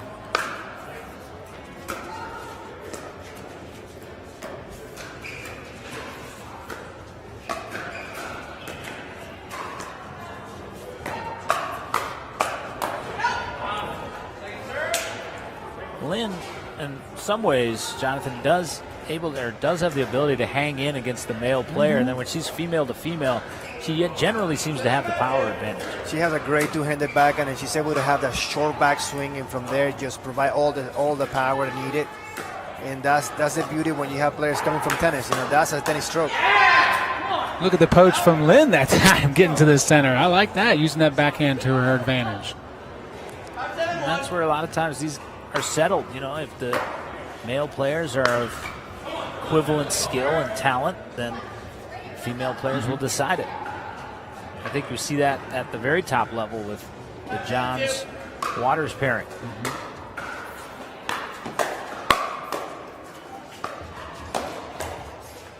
Tape helped. Yeah, I think it will be good for the people that are hearing us that this can be trainable. You just got to find that environment that you can actually do that, because what you don't want to do is to go to an important match like this one without really working on that component that was extremely important. What Jonathan is getting at is performance pickleball is just such the place here in Richmond, Virginia, but because places exist throughout the country. It has to be too. consistent. Yeah, it has to be consistent. Right, and let's see right now, you might not have the level because you're not part that you don't have a lot of pickleball players that of your caliber.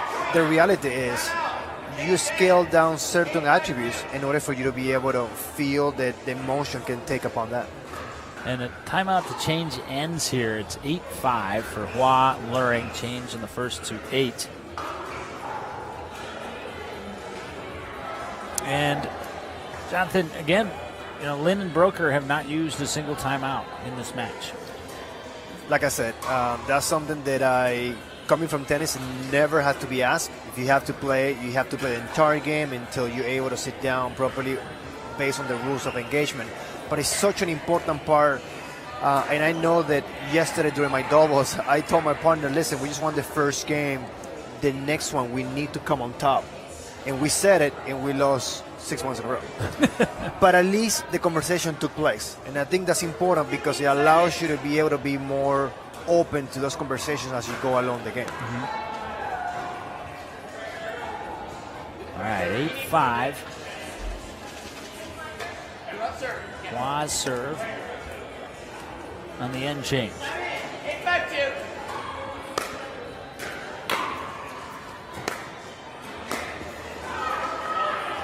And Broker trying very deliberately to keep it on the female player's side, and because of that, he aired a little wide.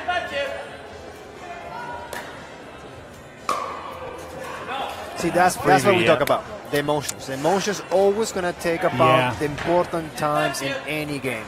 And you definitely don't want to have those two after essentially a timeout with this change ends. That's really frustrating. Daggone.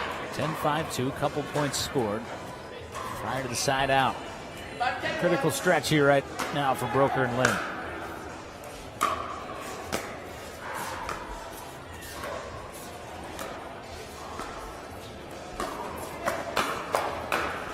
Oh, Broker wins that firefight. That's good. That's what he needs. He needs to get a little confidence with a couple shots so he can just get back in the game. And that's going to be an important as they're trailing, 6-10. 6-10-1. 7-10-1. So gaps close quickly too, Jonathan. It feels like it's a pretty comfortable lead, and points go by rapidly. Oh. Come on, man. Yeah, that's like golf, man. You hit it off the out-of-bounds post and it stays in. You got to take advantage of that opportunity, and that's exactly what Luring and Hua did there. Oh, that was incredible. You got to create your own luck sometimes. Lin, in hindsight, would have loved to do more with that one that was sitting there, and now here they come. So they got that opportunity. You can see now as the game is getting closer to the end that now those drops are getting higher, and the drives are not able to come in, so they have to be a little more precise.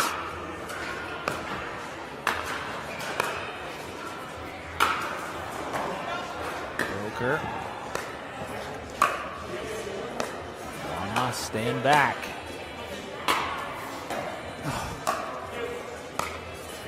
Third lob.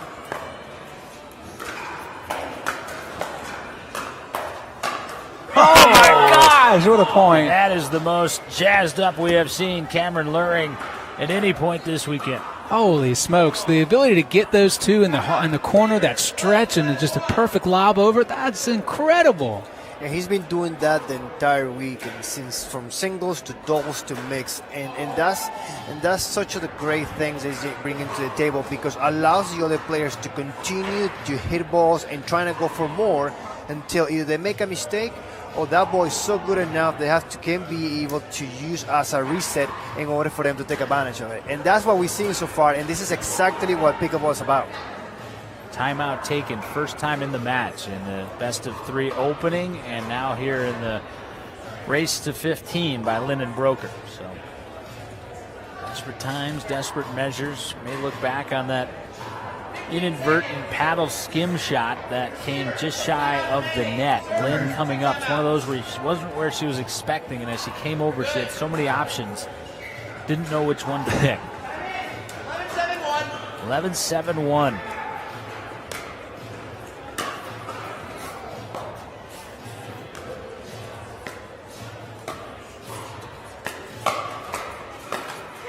Well, 7-1.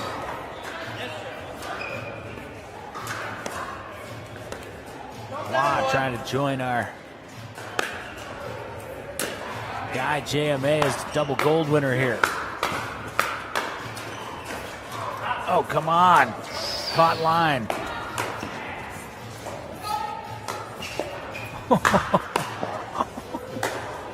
Wow.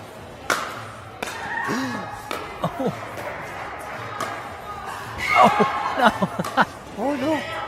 Oh, my God. What we didn't stand up for that one. Oh, my gosh. 12-7-2. We saw ridiculous, and then it got even wilder. Not only did, for me, looking as the player just won the point, wow. I mean, this is what I need to do in order for me to win a point. Right, yeah, seriously. Wow. Holy smokes. I used to say that in football all the time. Might be tied at 14 or something like that, but for one team, it was much easier to find the end zone than the other. That's the case right now. Discussion on the score. Score dispute, yeah. Well, let's see what Adam Goldsmith calls. He is our lead referee. We have 12-7-2. Now 11-7-2, so score correction. Wait, no. 12-7-2. All right, we had it right the first time.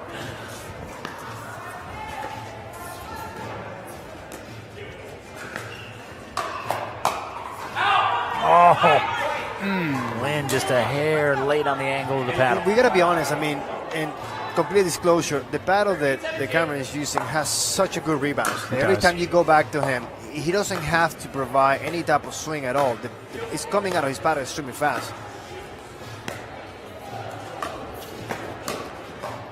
13-7-2.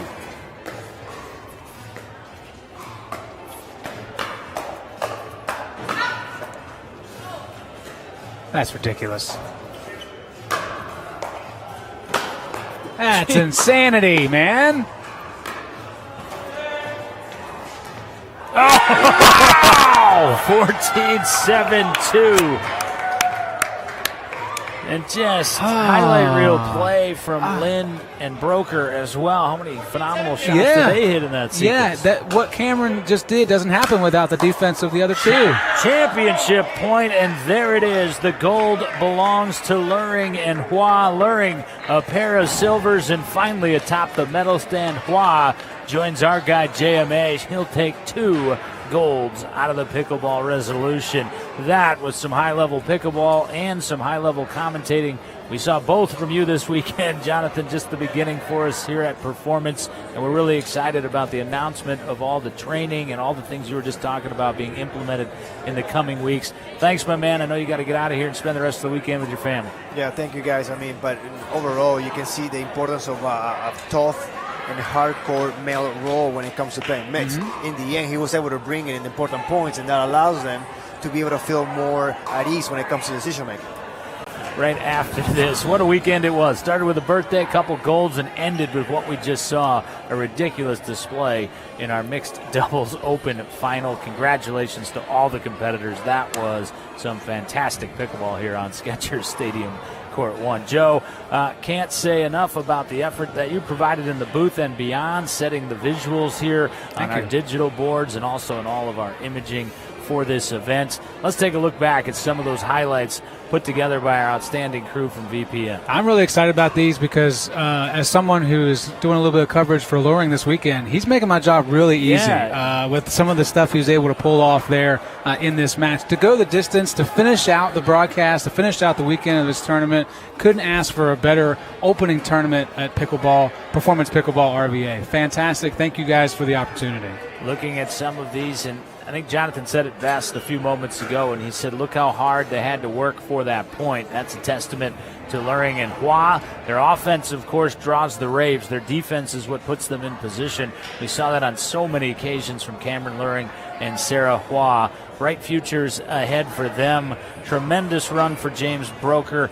We always enjoy having James at our events. He's just such a great person on top of a great player, and introduced to Monica Lynn as well. Like Jonathan, full-time career, but still finds time to train and perform at the top level of pickleball, and a respectful handshake, of course, at the end. What didn't we pack into this weekend here inside Performance Pickleball RVA? Well, probably a few things. We've got a lot of things coming up. We're going to put our instructional programming in this week. Tyann Wynn, after a nap, is going to get to that, and all the JMA experience, which is a hybrid training experience we're going to have for you in just a week or so as well.